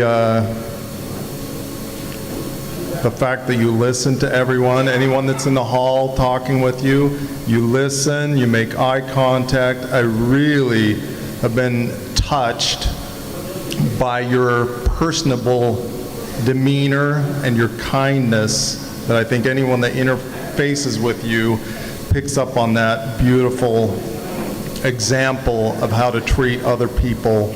Even though you might be super controversial, they might not like what you have to say, I can take that as a great example of how to share a message, but and win friends at the same time. And anyway, I appreciate that. I appreciate the kindness in your eyes and your good vibe. Thanks so much. On behalf of myself and my partner Goja, who you've not yet met, we wanted to say congratulations on your Saucerian Award, and we also wanted to tell you that we spoke to our crew earlier this evening, and they have been watching, and they wanted to pass along their congratulations to you as well for a lifetime of service, and that the information that you have given us, they agree with, and also the same that they've given us. So they wanted to say hello and to thank you for everything that you've done. Well, thank you.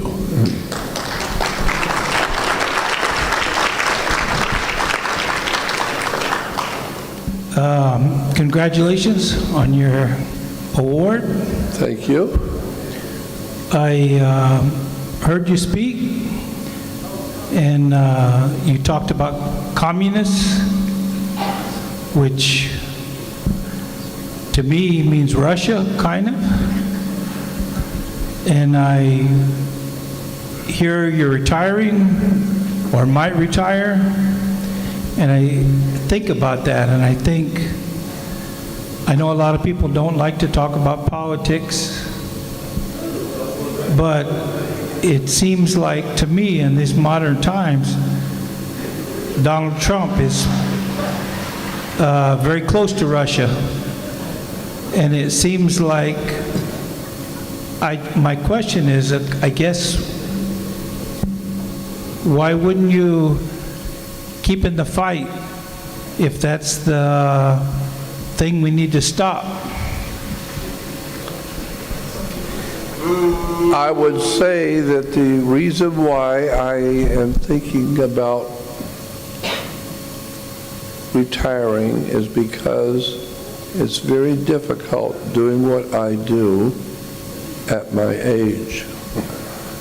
And at 80 years old, I have become very tired of traveling.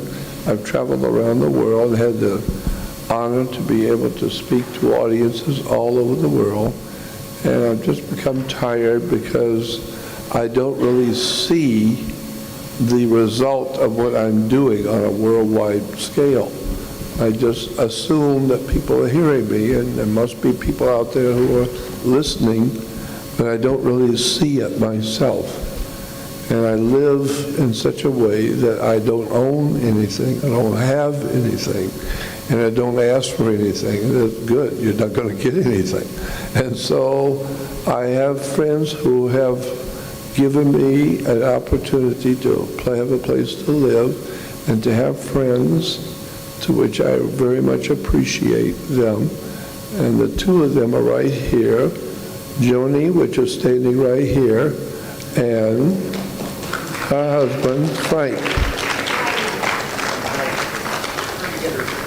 Frank and Joni have a beautiful home, and they have asked me to come and live with them.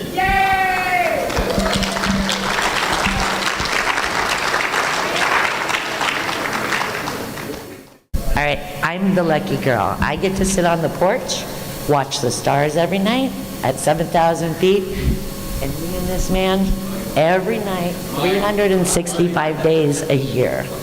So I'm the lucky one. And my kids have a grandfather. We have a grandfather. It's all good.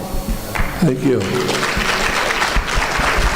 So a long time ago, I got invited to a party in Bel Air, and by Richard Hoagland, and he said I was going to meet this really cool guy, right?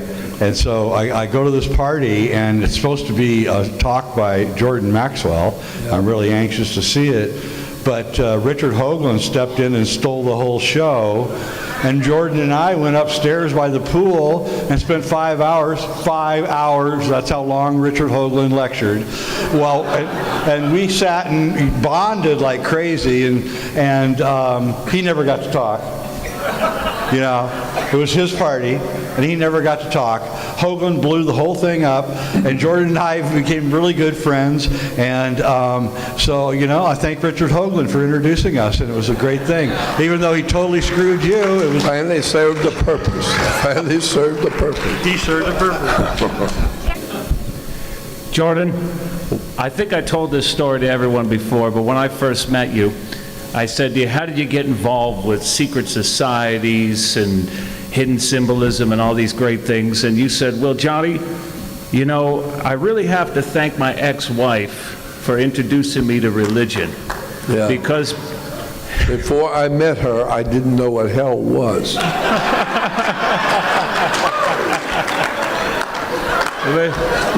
Well, you know, you've been doing this for over 60 years. You were personal friends with Manly Palmer Hall. You know, you were covering these subjects before anybody else. You know, back in the days with Anthony J. Hilder, going and getting the lectures from Myron Fagan and covering the Illuminati, secret societies, hidden symbolism, conspiracies. You got an amazing show on Gaia. You rock this show tonight, and you have these great books by Booktree Publishing with Paul Tice, and your legacy is forever cemented into this genre. Thank you for all you've done, dear friend, and we honor you tonight. Thank you.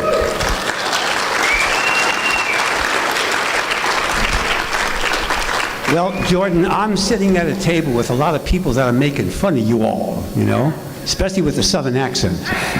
So I am not going to join that crowd. I am going to say that you have probably forgotten more about metaphysics than most of my colleagues know. You have been an unbelievable quality orientation to this field. You have changed the lives of many people. You inspired me in many ways. I've learned a lot from you. And I just want to make one comment that was made earlier. In the 35th century, the time travelers told me that your shoes are going to be a big hit. So I thank you very much, and I wish you into a happy retirement. I could use it if I could use it. My dear friend, Sid Goldberg. Sid, I love you. You're a wonderful friend. Thank you, and I was going to say the same to you. I've learned so much from Jordan about mysteries and secret societies and hidden meanings, things that we look at every single day. They don't register, but through your eyes, I've learned so much. But while you're famous for that, I would like to say that what I've learned from you is that you're someone who is all heart. And for somebody with such an expansive heart and love for everybody and a love for knowledge and a love for sharing your knowledge, I, for one, am most grateful. Thank you so much. Well, thank you, my friend. Thank you. Sid, your words mean a lot to me because I hold your friendship in high esteem, and thank you. We just met today, first time. I haven't followed your work for very long, but there's a concept in the Law of One series, the teachings of Ra, and it was that one of the things they said was that it doesn't matter if they reach one person or all people, it's worth it to reach one because we're all one, we're all a piece of the Creator. And you've reached me, and it was your personal story, and I'm sure I'm not the only one, so you have clearly made a big difference. Thank you. Thank you. Appreciate it. Thank you, Jordan. And likewise, you're a dear friend of mine. I think, like all of us, we saw videos of you presenting the 80s, 90s, 2000s, and then when we were bunkmates at a conference about 5 years ago, I had to present early in the morning, and he and I stayed up to the wee hours of the morning just talking bed to bed. It was so good. I couldn't go to sleep that night, and we really bonded that night. Yeah. And Jordan, you've just been such an inspiration for the work I've done, I know for my colleagues, and you will forever be remembered. So congratulations on the award tonight, and well deserved. Thank you.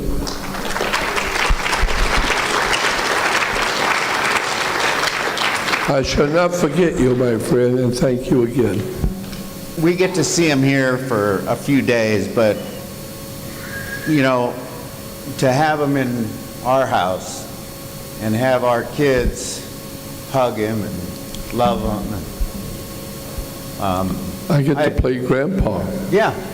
I think they're going to hurt you. You go, leave them alone. Leave them alone. They're climbing on him like a jungle gym. But this is what we get. This is what I get from bringing this guy into our home. And I wouldn't have it any other way. Well, thank you. I always remember who my friends are and where I live and how you have helped me. So I'm here because of friends who have helped me, and I appreciate it very much.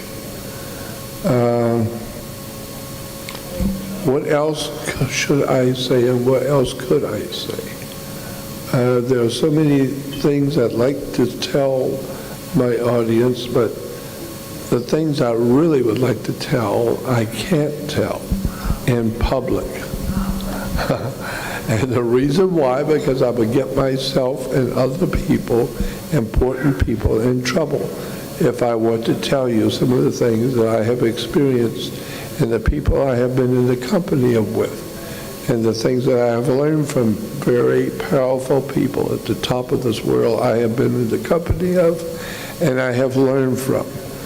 And it's extraordinary, so much so that I am not able to really divulge publicly because this is being recorded and I don't want this to get out. And so that's why I just thank everyone for your kindness and for the award. And I would say also that the award, when I first saw it, it reminded me of the Statue of Liberty. And how many people know that the Statue of Liberty is not a woman, it's a man? A lot of people do not know that. It's not Mother Liberty or Mother Liberty. No, it's Lady Liberty, yeah. It's Father Liberty, because it's a man in a robe of a judge. And it's a judge's robe.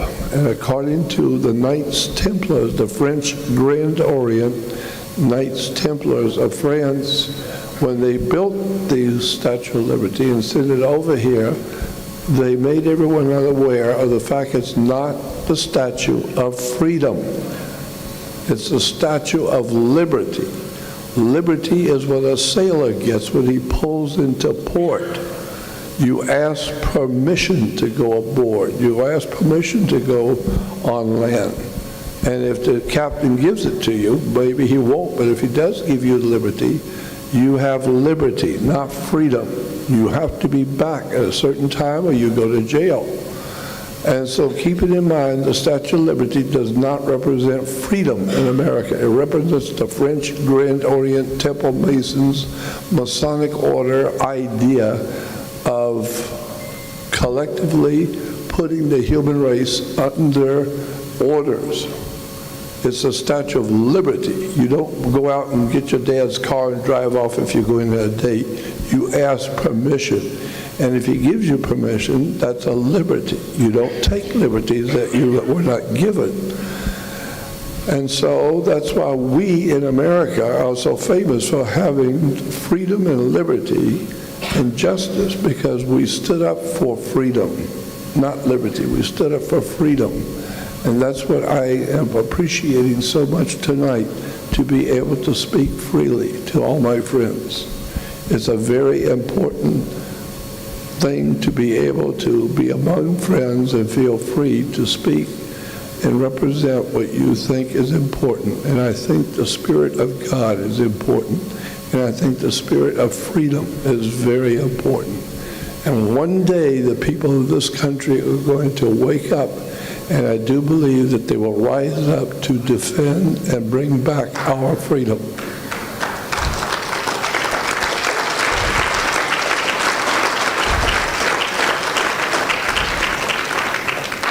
And it's great friends like Bob Brown who are helping me to stay alive and do what I do. And I want to thank you again, Bob.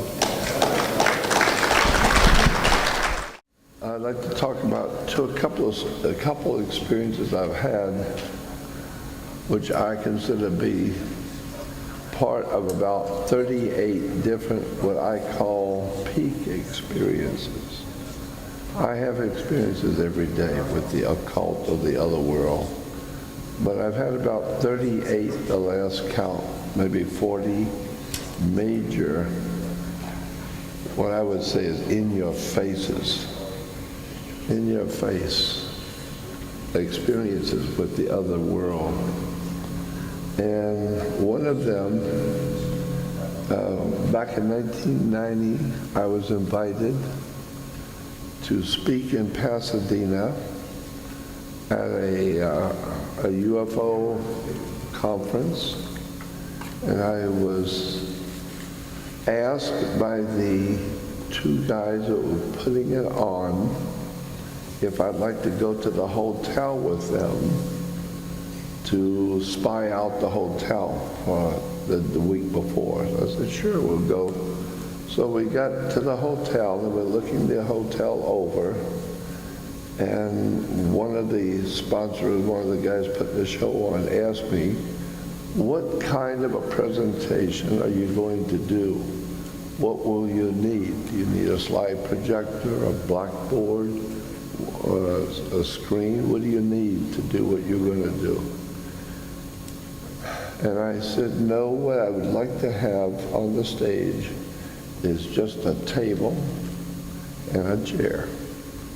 I just want to sit and talk to the audience. And I want to be able to lay out pictures and books and documents and everything in front of me and just be a teacher, just talk to the audience. And so he said, well, all right, then what we should do, we should have a camera behind you. We'll put a guy behind you on a bar stool with a camera. And so when you're talking about a document, hold it up so he's right behind you with the camera. He can zoom in on it. We've got a closed circuit television series in the room. And this way everybody can see on the screen what you're talking about and read it with you. I said, sounds good, let's do it that way. So the next week, we did the show, and it came off great. I did about 2.5 hours extemporaneous, just showing pictures and documents and talking about what was going on at the time. And the guy sitting behind me, filming me with the camera, at the end of the day, he came over and asked me if I would come to dinner with him and his wife. He said, we'd like to have you come to dinner tonight. And I said, sure. So he lived in Pasadena area, not far. And so afterwards we went to his house, and he and I were sitting in the front room chatting about the stuff we talked about today. And his wife was in the kitchen fixing something to eat. And she was in there for about 10 or 15 minutes. And then she came out and said to him in front of me, have you told him yet? And he said, no, I wasn't going to tell him until after we have dinner. And I said to him, I don't like surprises. Why don't you tell me now up front what you want to talk about, what you have to say. And he said, well, all right, I'll tell you a story that I've heard, I've told many people over the years. My wife has heard it many times, I'll tell you. He said, when I was 17 years old, he told me, incidentally, I just turned 50. But when I was 17 years old, I was back on the East Coast. I think he said something like New Hampshire, in one of the New England states, and he says, and during the summer vacation, I was thumbing my way north to go stay with my cousin for a weekend after school's out. And he says I was going to go up and stay with him. So I was out on the highway thumbing a ride. And he said an old man came by in an old, terrible-looking old pickup truck. The pickup truck looked like it was 100 years old, and he looked even worse. And but he picked me up, and he says, I figured the wheels, at least I'll get somewhere with it. And so he said, so when I got in, the old man started telling me all about my life. He knew everything in minute detail, telling me about my mom, her job, my dad, what he's doing, his partners, the business, what my sister's doing, how we were doing in school. There was nothing he didn't know. Exactly correct. And it scared me. I was only 17 years old. And he said, and then when he finally let me out, he said to me, everything I've told you up to now was to entertain you and to get your attention. Now I'm going to tell you something important. You need to remember it. He said, after you're 50 years old, you're going to be on the west side of this country, on the very coast, after 50. And he said, and one day you're going to find yourself at a hotel with a large audience, and you're going to be sitting behind a man on a stage with a table. He's going to have a lot of books and papers and stuff on the table. And he's going to be talking to the audience about strange things.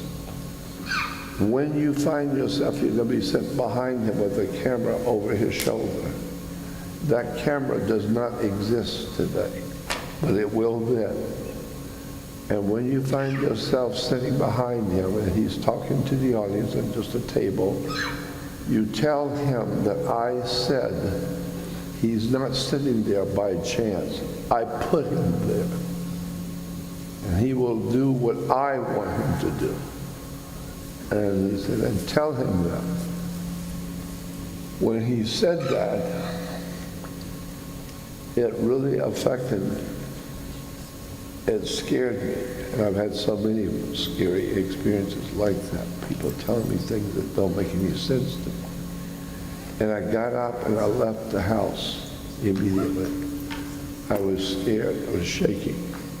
And I went downstairs and it was cold that night. I was walking out and he came out and followed me and come out and walk with me. And he said, I have to tell you, I was told to tell you that some 35 or 33 years ago, I was told that you were going to be sitting at the table and I was going to be sitting behind you with the camera.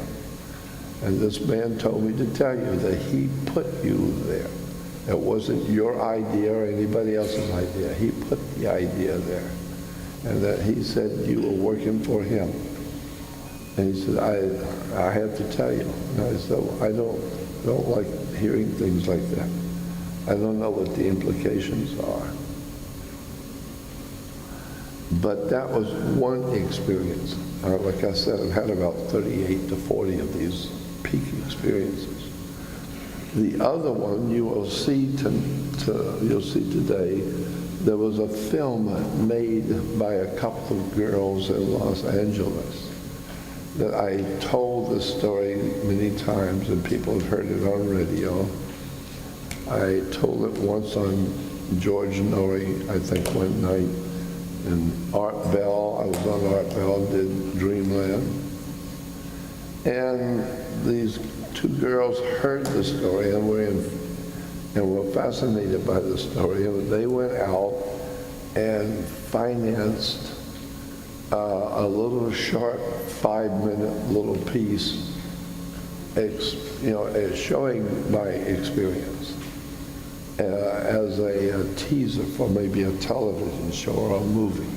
They wanted to show the event, and maybe some producers would find it to be interesting and want to make a television or a movie about me and all of my experiences.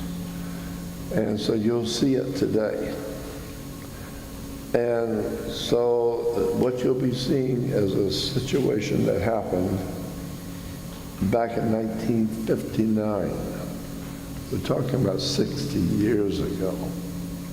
Can't believe it. 60 years ago. When I came to California in 1959 from Florida, I had been having all kinds of strange otherworld experiences as a little kid, seeing UFOs, entities coming in my bedroom at night, and all kinds of strange stuff. So I ended up in Los Angeles. Somehow, for some reason, I had to come to California, so I did. And I ended up in North Hollywood, which is about 10 miles north of the city of Hollywood. And so at 1959, North Hollywood was truly a little Mickey Mouse town. Not much there. But there was a restaurant called Bob's in North Hollywood on the main downtown street. And I used to go down there. It was about 2 blocks from where I lived. The room I rented was about 2 blocks away from downtown. So on Saturday mornings, I'd just get up and I'd walk downtown a couple of blocks to have breakfast and hang out downtown. And so I went into the restaurant, and it was totally crowded. No seats anywhere except one chair at the counter. So I just went over and sat down on the chair at the counter, and I ended up sitting next to a girl that was about 17 years old, and I was 19. And so we started talking, and I liked her, and she liked me. We got along fine. And so after breakfast, which I bought for her, after breakfast, we took a walk downtown together. And I found out she only lived about a block away from me. And she lived 3 blocks from town. I lived 2. And she lived on the same street I did. And so when we would walk home, she knew where I lived because I got home first. I never followed her home, so I didn't know exactly where she lived. But she knew where I lived. And one night, I think it was on a Friday night, she came to my place about 10 o'clock at night and knocked on my door. And I was surprised to see her, obviously, her. And I said, "What are you doing here?" And she said, "My father wants me to have you come home with me. He wants to talk to you." And I said, "Unfortunately, I don't need to talk to your father. I'm not interested to talk to you. You got any problem, talk to somebody else." And she said, "No, my father is a very important man, and he's got something to tell you. And he wants to talk with you, and you need to come with me." That was very intriguing to me. I said, how would he have something to tell me? I don't even know who you're talking about. She said, "Just come with me." So I did. I walked with her for the block, and then for the first time, I now know where she lives for the first time. And as we were coming up to her house, her father happened by chance to be coming out the front door. And when he saw us, the moment I saw him, I had a profound emotional, spiritual experience. Being that near him, I knew there was something very strange about him. I'm feeling it. And I didn't know what to do about it. I didn't know if it was scary or if it was dangerous or what. But I did feel very strongly there was something about this man that is not right. And he motioned for us, her and I, come on in. And I was thinking to myself, I don't want to know if I want to come in. Maybe I don't want to come in. But then I thought, well, this is his daughter, and she's just an ordinary girl. Maybe he's all right. Maybe I'm, reading things into this that's not there. And so I went in, and her sister was about 10 years old, and she was 17, or about that. And the two girls sat on the floor, and the mother was in the kitchen or the bedroom. I never saw the mother that night, but the two girls sat on the floor, and the father and I sat on a long sofa in the front room. I sat on one end and he sat on the other. And he was asking me questions which were helping me to relate to him. Because he was asking me how I like living in California, and are you working yet? And my daughter says she met you in the restaurant, et cetera, et cetera. And so I felt a little better about talking to him, because at least I can relate to the stuff he's talking about. But I knew there was something wrong with him, and I liked it. I mean, I was fascinated by the aura coming off of him. And so we talked, and I felt better about him. And he was doing that purposely, putting me in a better state of mind. And then he, at that moment, at a particular moment, he said, remember when you were in Florida and your dad built a new back porch? Remember when the old back porch was falling apart and your dad built a new back porch? I didn't want to show tears in front of my girlfriend, but I was scared, because my dad did build a back porch. And I thought to myself, who in the hell is this that knows what happened to me when I was a child?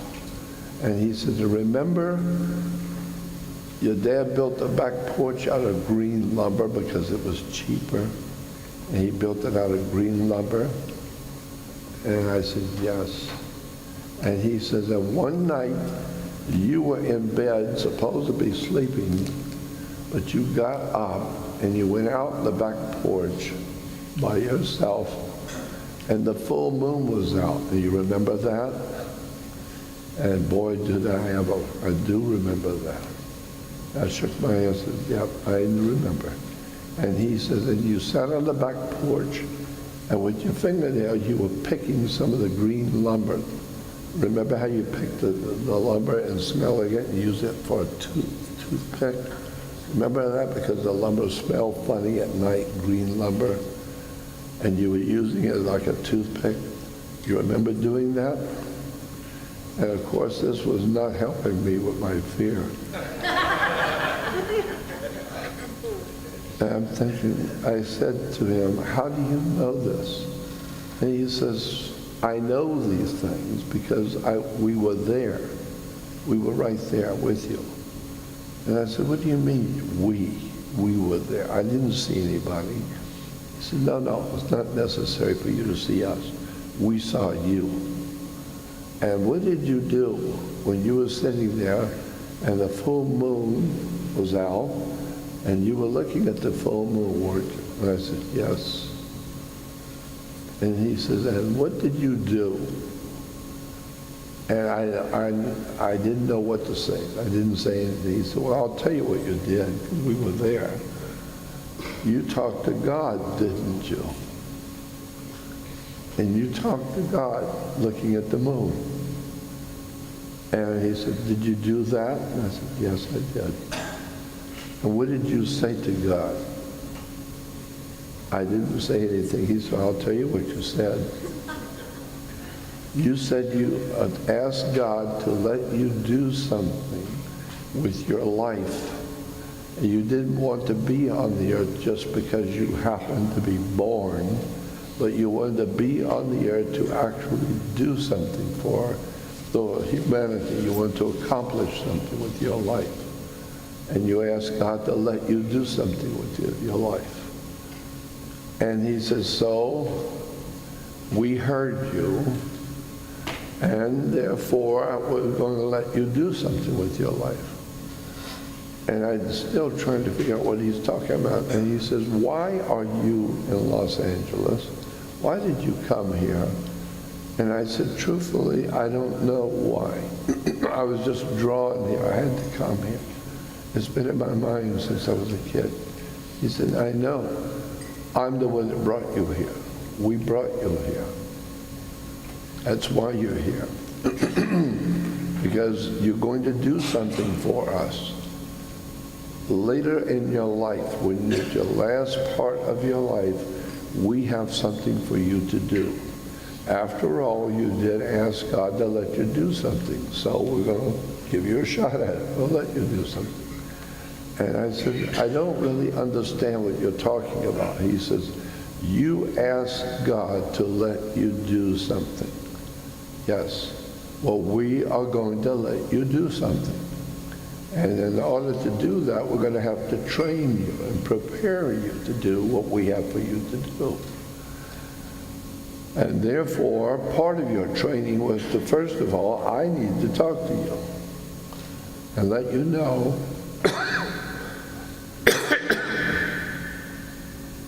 let you know what it is you're going to do and why and how. And he said, I've got something I want you to read. And he gets a book off the shelf, and it was a thick book called The Complete Works of Charles Fort, F-O-R-T. The Complete Works of Charles Fort. Incredible book. Still can be found today in any big bookstore. Still a very big seller because it's so sensational. The Complete Works of Charles Fort. It's actually three different works, three different books by Charles Fort put into one. And it's so popular that in England they have a Fortean society. You go on the web and look up Fortean, like Fort, F-O-R-T, Fortean Society. And they publish a magazine called the Fortean Times, based on the work of Charles Fort in the book. And the book of Charles Fort, The Complete Works of Charles Fort, basically, Charles Fort had some kind of a retirement benefit at a younger age from his family. And therefore he didn't have to work for a living. And so he spent all of his time in New York going through the New York libraries, the main libraries, and ultimately roamed around the country and going to big depositories and libraries and doing research on the subject of strange otherworld things which have happened on the earth that have no explanation. There's no way anyone can explain what happened. He just tells you what happened, where he found it, what book he found it in, what page it was on, and what the author had said had happened. That is absolutely ludicrous and crazy. But it happened, and there's no explanation for it. And so that's what makes Charles Fort, The Complete Works of Charles Fort, so popular, is that strange stuff that's happened on this earth that we have never heard before, that have no explanation at all, which actually proves beyond a shadow of a doubt that there is another world existing with us, another world that we don't even know anything about. And it has its own apparatus going on, its own, what would I say, its own routine, things that go on in that other world, has nothing to do with us, so don't try and explain it. And of course, reading that, he gave me that book that night, and he says, I want you to keep this book and read it, And hopefully it will put you into the state of mind so that you will understand that there are many things going on in this world that you have no control over and have no knowledge of. And just read the book. Well, it did catch my attention because I was fascinated with that idea of hearing all the strange things that happen in the world with no, and I don't know, as maybe it was as if the Spirit knew who I was. They knew my personality, and they knew that I would be fascinated with this, so he gave me the right book at the right time. And afterwards, I used to, since she was only a block away from me, I used to go down to see her on weekends. Like on a Saturday, I'd go down to her house, and most of the time we would be able to walk back downtown together and spend time together. But there were many times when I'd go down on a Saturday morning to her house. They would have me stay for breakfast, and then he was going to take us out. He'd take the family and myself, and we'd go out to what is that place out above Los Angeles, about 50 miles north of Los Angeles?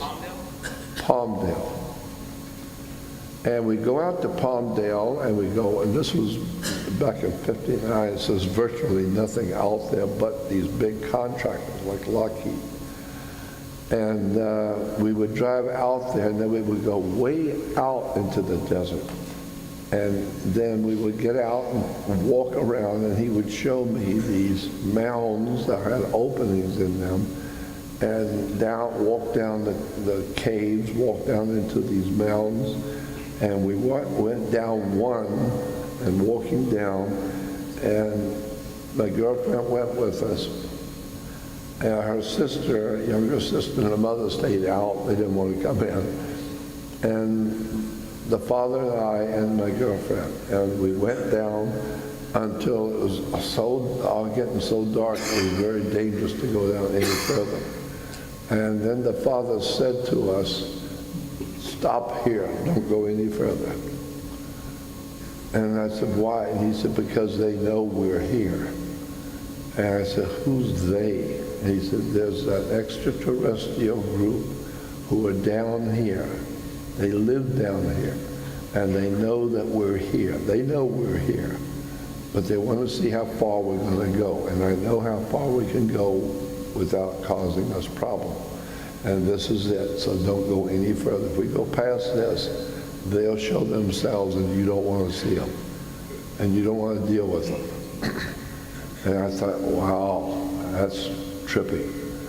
I'd like to see who is down here. And he went on to tell me about all the different extraterrestrial families here on the earth that live underground all around the world.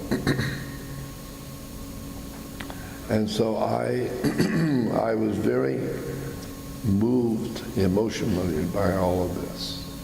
And I remember him saying that what we have for you to do, you won't do to the last part of your life. We have something, but you had to be born at a particular time so that you could be prepared at the end to do what we have for you to do. I still did not understand it, but I just trust what he said. And so now I find myself at the end of my life at 80 years old, knowing things and having experiences that were absolutely mind-blowing experiences, in your face kind of thing. And I now understand certain things that are going on the earth, and I'm sure it's not because of my brilliance, it's because I was supposed to learn, because he obviously was telling me that we have something for you to do, and we're going to prepare you to do it. And so I had these two girls in Los Angeles a few years ago. I was telling this experience at another conference, and these two girls decided they wanted to reenact this in a film and put it out there, and then see if they could find some financing for a television show. And I have many motion picture companies have contacted me over the years to do different projects. It never worked out, ever. Though there's just not the right people at the right time. The people with the money and the position to do something with my work just never showed up. I don't care, because I figure it's not my work. I don't care. I just having fun with the experiences. But if nobody shows up, I don't accomplish anything on that scale. I don't care. I just do what I do, see where it goes. So you'll see that little 5-minute piece. We'll show it to you in a moment. Jordan, did he show you a UFO? Oh, yeah. You know what? My mind slipped, and I forgot that. So that night, the first night when we were sitting there at the sofa and we were talking, and he scared me with knowing so much. And then he said to me, and thank you, he said to me, you've always been interested in extraterrestrial life and UFOs and that kind of thing, that kind of subject, haven't you?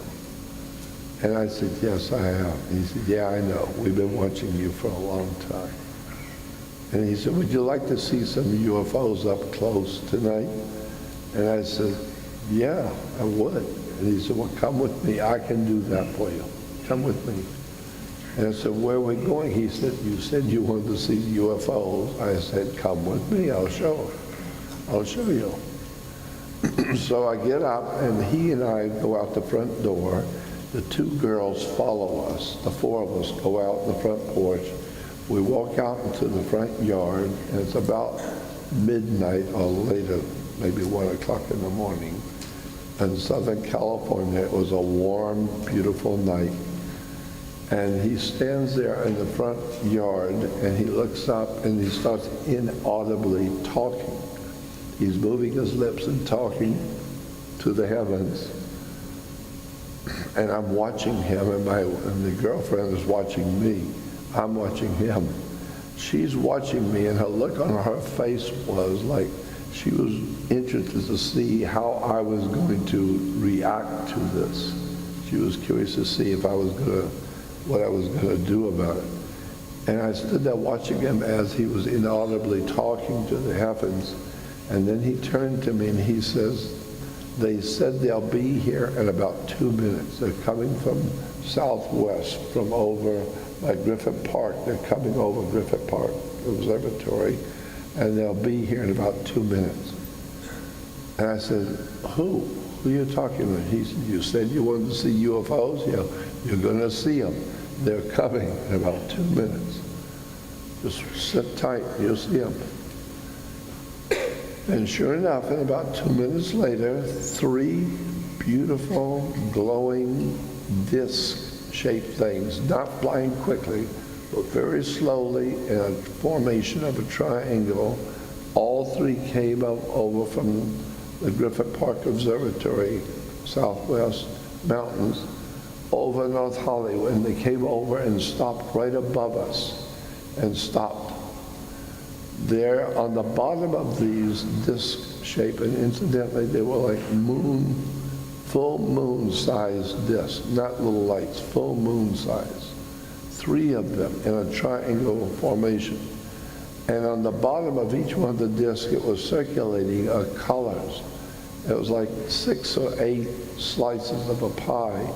Each slice is a different color, and the colors were circulating, but not so fast as to blend the colors. They were circulating colors that you could see each one. And I shall never forget that those colors made such an impression on me. It was a profound experience because the colors were laser colors, extremely vibrant colors. The orange was just breathtakingly orange. The greens and the blues were just profoundly beautiful. There was a laser colors, and I've never seen laser in 1959 as I'm 19 years old. I've never seen anything like that. And later on, I had the opportunity to work with a company that was building lasers. And so when I first saw the laser, that I was working at that company, I first saw the laser when they lit it up, it shocked me. That's what I saw. I saw this in the air on those, at night when I saw the three craft. And as I'm standing there looking at them, I was amazed at the beauty of these things. Make no sound whatsoever, but very, very mystical. I mean, these three beautiful plates circulating with colors. And I'm looking at them, and then my eyes drop down to see him, and he's staring at me. And my girlfriend's staring at me. They're both looking at me to see what my reaction's going to be. And I said, they're beautiful. And he said, yes, they are, aren't they? And I said, what am I looking at? And he said, us. You're looking at us. I said, who is us? And he said, well, that's not important. It's who you are. After all, you did ask God to let you do something, so we're here and we're going to let you do something. So all you need to know right now is that we have something for you to do, and I am going to start you on your journey tonight. So go home and read the book, and we will be with you continually. We will always be there to guide you, to have your experiences, to meet the right people, to understand the right thing. And there will be a time when you can explain things to your fellow man. And so I didn't know what he was talking about exactly. And he says, it's not important right now. I don't want to explain it to you. You'll figure it out. And then he was very specific. He says, when it is time for you to talk to your fellow man, when you get older, in the last part of your life, you will know what you are to do. You will understand and know. We will provide the experiences and the people to educate you and to bring you to the place where you will know what you have to do. So here I am. I have no idea what it was that I saw, but he said it was us, and we're here. And you did ask us to let you do something. And I kept thinking to myself, I asked God. And he said, that's what I said, we're here. And the implication was, he was saying that God was a group. Well, now I understand it. Now I understand it from the biblical point of view. Because in Genesis 1, we have been totally misdirected. The Christianity does not teach the actual facts of Genesis 1. It's been misrepresented. And being misrepresented has been reproduced over and over around the world so that today all of Christianity is totally wrong in their understanding of God, because they have misrepresented the words and the terms that were in the Phoenician language, which we call Hebrew. I am of the opinion that there is no such a thing as a Hebrew language. I am totally sure of that. Academically, there is no such a thing as a Hebrew language. So when you hear professors and teachers who are nothing more than, they're just telling you what they learned in college, what they learned from their teachers. And they talk about that, well, such and such word in Hebrew means this. There is no such a thing as a Hebrew language. There is a language which the Hebrews speak, but that language is not Hebrew. We call it Hebrew because the Hebrews speak it. The language is called Phoenician language, which gives us our words. Phonics comes from Phoenician and phony. Phony and Phoenician. And that's why today so many people misunderstand what is written in the Bible, because they have been given a phony interpretation of a Phoenician language by the Hebrews. And I've talked to so many rabbis over the years about this problem of the difference between Hebrew as a language and the Phoenician language, which the Hebrews speak. And he clarified for me, yes, you're right. And I said, well, if you know these things, why don't you tell your congregation and wake them up to what's going on and explain it to them? Because it's simple for me to read. I understand it. I know where the problems are. And I talked to him about the problems, about the language and the misunderstanding in Genesis 1. And he said, yeah, you're right, it's there. And he told me, look give me a break. Everybody's got to have a religion. I gotta have a job. I got a wife and kids, all right?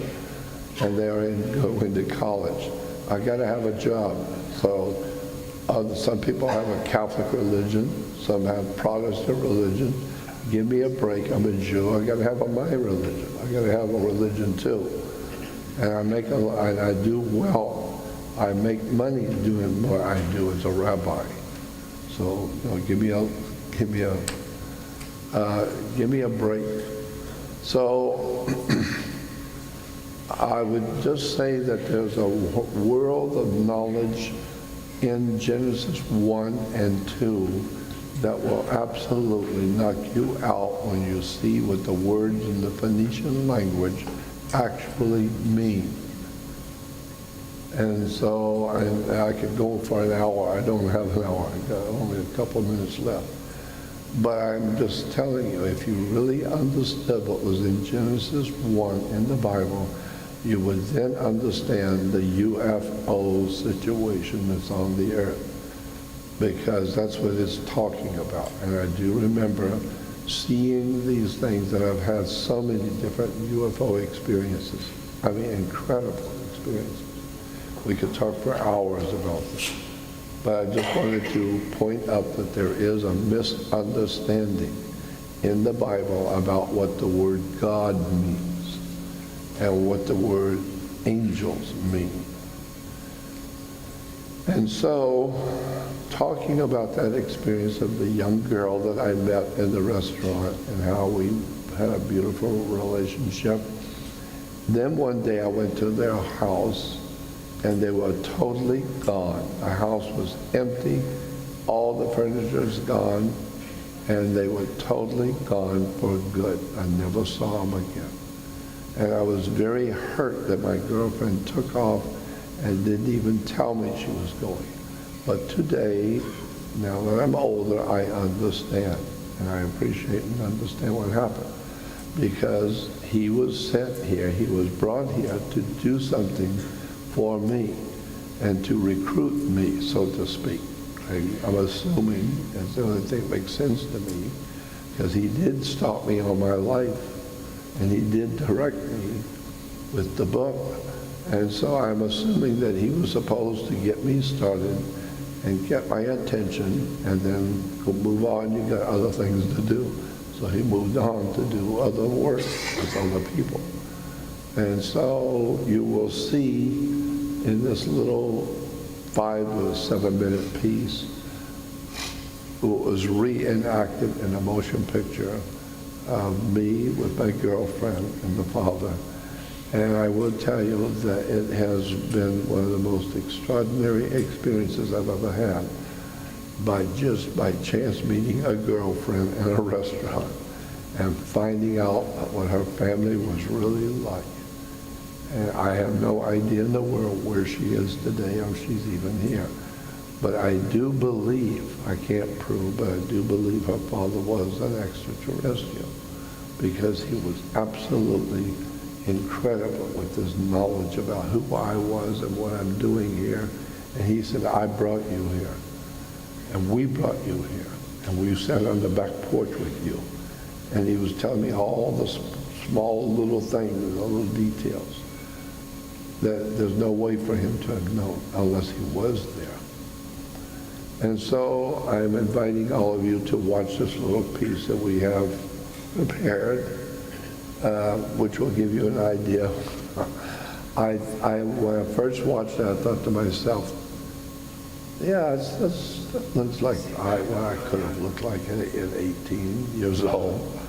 And I've had strange experiences in Florida, where I was born and raised. I've had incredible off-the-wall experiences in California. And you will see now a little film that the two girls in Los Angeles put together to try and sell the studios on financing a television show for me. And I appreciate it. And if there's anybody here with $1 million that would like to make a movie on what I'm doing, let me know. Anyway, I want to thank you for listening. I want you to tell us, do you know what alien race you're from? Will you have a hybrid? Are you a hybrid? And do you know? I don't know for sure, but I've been told by a young man who seemed to know everything about me. He told me that I was from the Vega, V-E-G-A, Vega constellation. He knew all kinds of things about me nobody would know. Private stuff only I knew. And so private that it was shocking that he knew. And so I have to imagine that if he knew the kind of stuff he was telling me, which was exactly correct, I tend to think he was probably right, because when I got married, for 30 years, I lived in the same apartment building. The apartment was called the Vega apartment. And when he said, "You're from the Vega constellation," that was scary to me. Vega, where did that come from? That was the name of my apartment, Vega. And he told me things I was going to do that I was already involved in. And this is a very special moment, a way to kick off a very special presentation. Our good friend, Mr. Jordan Maxwell. Give it up for Jordan. Thank you. Thank you. I came across many years ago a confounding idea in the Bible that I think I understand. In the beginning, Genesis says in Genesis 1, in the beginning, God created mankind. But the problem is, that's not what it says in Hebrew. It doesn't say God created mankind. Because mankind is ish. I-S-H in Hebrew is man. And it doesn't say God created man. Because God in Hebrew is El. So if it's God created man, it would say El created ish. But it doesn't say El created ish. It says Elohim created Adam. And it's not A-D-A-M as in Adam. No, it's Adam, A-D-M, which basically means a different kind of human, a different kind of person. And so the God is Elohim, meaning there are different kinds of Elohim. And there's some that have created us in their image and their likeness. That's what it says. Come, let us create Adam in our image and our likeness. So we are created in the image and likeness of some of the extraterrestrials who are called Adam. I think that is very interesting because the implications are incredibly important. You need to understand that we are like our Creator, and that is scary because as crazy as we are, we know that they are equally crazy. We are like them. We look like them, and we act like them. And that implies that something big is going on the earth, and they're not telling us. They're not telling the human family what's going on because they're getting ready to use us. I don't know how many of you have ever heard, but I was told by a scientist at NASA that the planet Saturn is inhabited.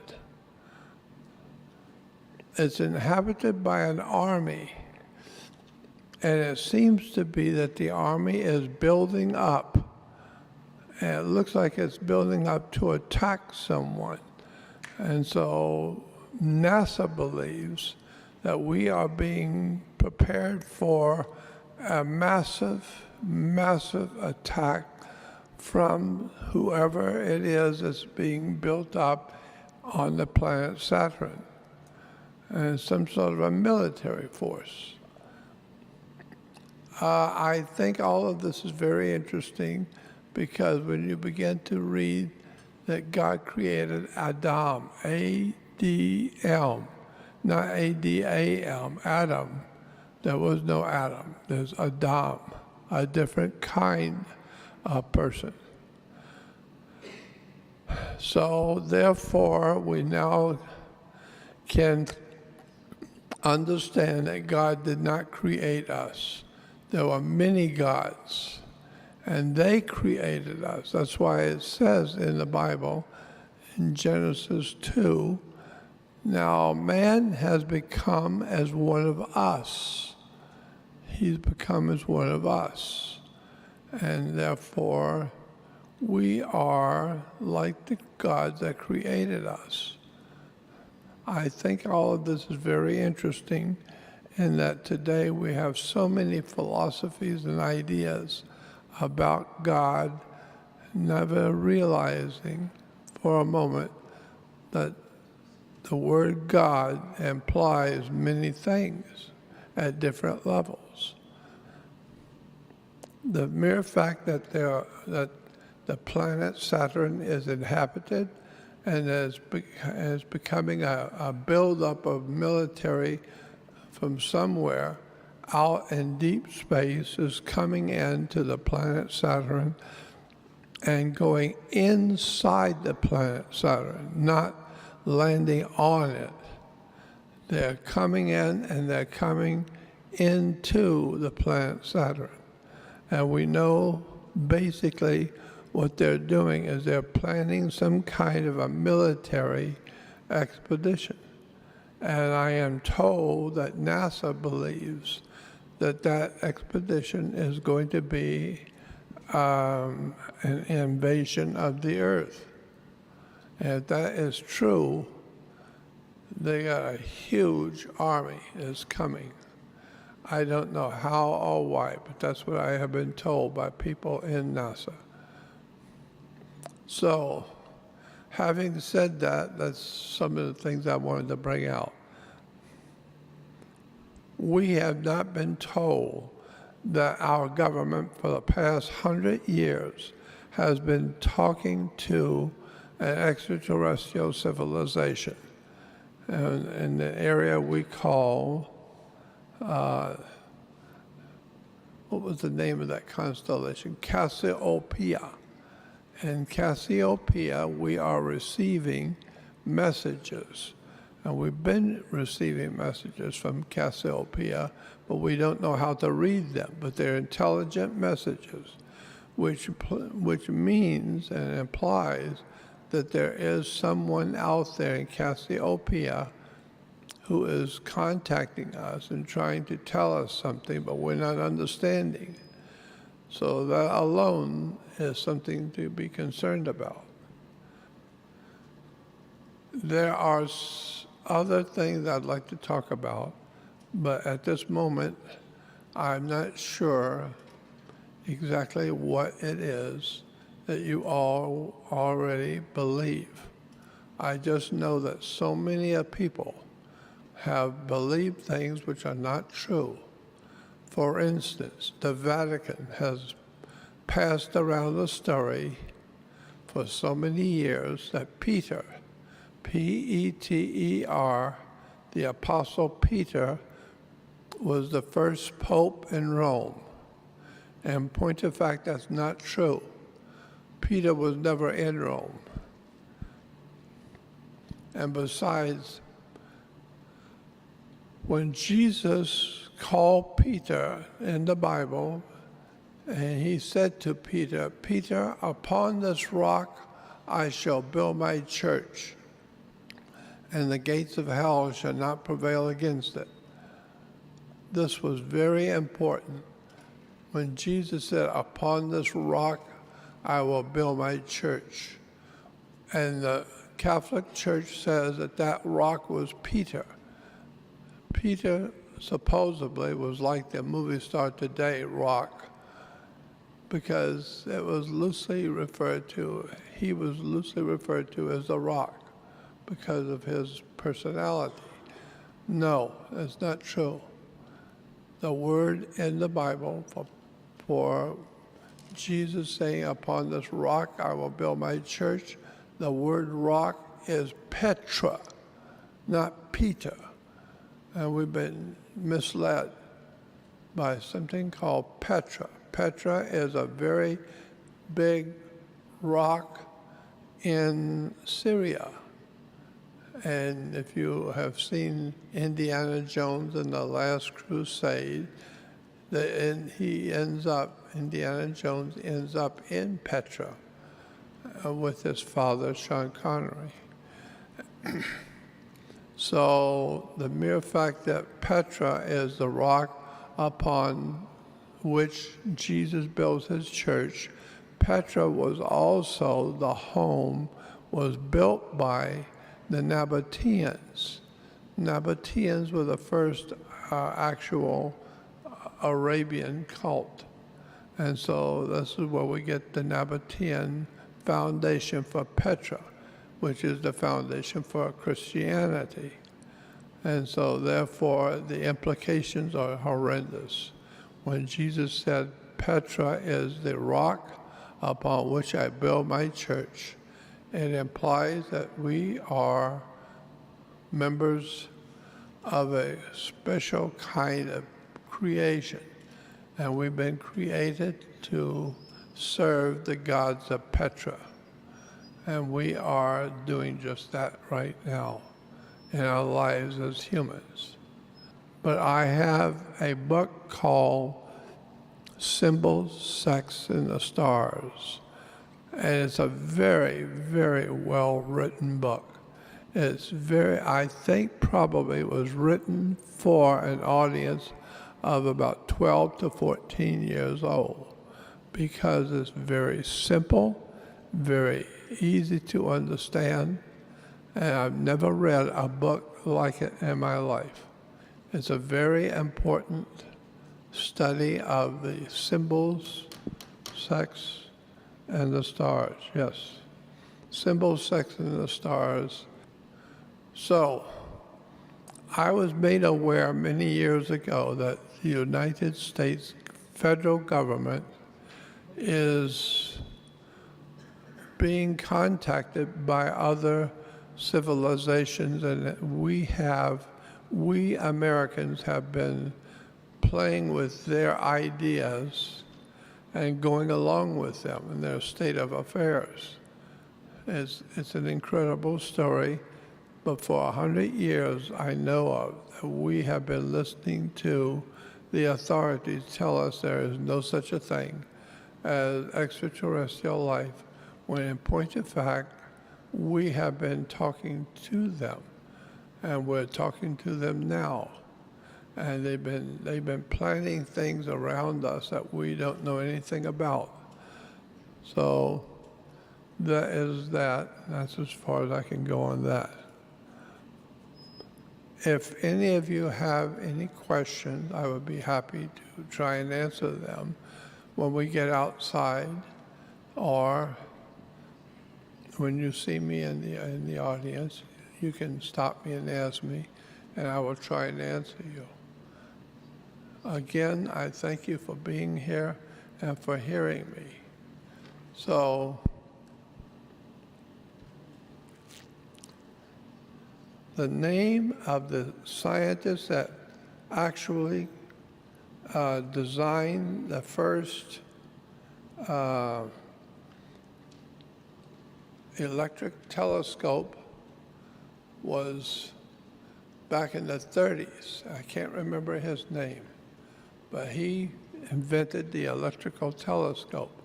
And from there, when he died, another scientist in Scotland also picked up on this scientist's efforts and made himself aware of the electronic telescope, and he began using it, and he was told by the first scientist that he had been receiving communications from Cassiopeia, the constellation. So he, the second scientist in Scotland, began aiming his electronic telescope into Cassiopeia and sending out messages. And he began receiving messages back, and they were intelligent, well-preserved, and amplified so that they were coming in crystal clear, that they were you would say probably that they were well-developed messages, but we didn't understand them. And so we find that the word for God is Deus, D-E-U-S. Deus in Latin is God. Deus is actually based on Zeus. Zeus is God. And I believe that that is probably one of the reasons why we're praying and praying and praying for help and protection with very little to show for it. And so I think it's because we're praying to the wrong God. Because I am sure the Romans knew the difference between Zeus and the Almighty Christian God. And I think that that's what we need to understand, is that Zeus is the actual God of this area of the universe. I have been told that. And I think that that is probably true, that Zeus is the God of this particular area of the universe. Again, I would then caution you that there are so many questions that we need to ask that we have not been told, and we're not being told for a reason.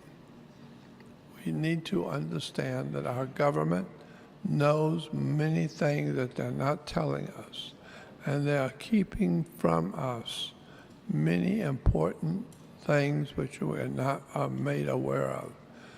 I have been talking to scientists for years who are with NASA, and private scientists and public scientists, and I know that they're all saying the same thing, that yes, we know more than we're telling you. We've known it for a long time.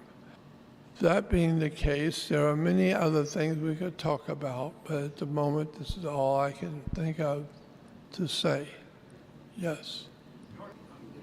Sure. Yeah, you go ahead. Jordan, you mentioned Zeus and how Zeus was the ruler of this area of our universe. Can you tell the audience what you told me about that scientist who told you about the theogony of Hesiod? You remember how that relates to this? Yes, he wrote a book. This one scientist at NASA wrote a book, and he's been persecuted for it. And he is no longer around. He does not make his address known, does not make his phone number known, and he's afraid for his life. He wrote the book called Ringmakers of Saturn. The book is called The Ringmakers of Saturn, in which he talked about all the things that are going on the planet Saturn that we've never been told. And Saturn was referred to as El, the same word the Jews call God is El. And so the Jews are worshiping Saturn. And that's why Saturn is today the house of God. And this is why the Jews today still go to the synagogue on Friday on El, and they go until they stay there for Saturday. And so Friday night is actually Saturday for the Jews. And so we're learning that the Jews have known about El from the very beginning. They must have been communicating somehow with the god El.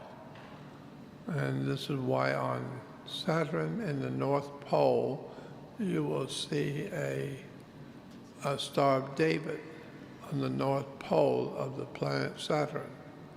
It was picked up and used by the Zionists in the 1800s. That's a whole different story today.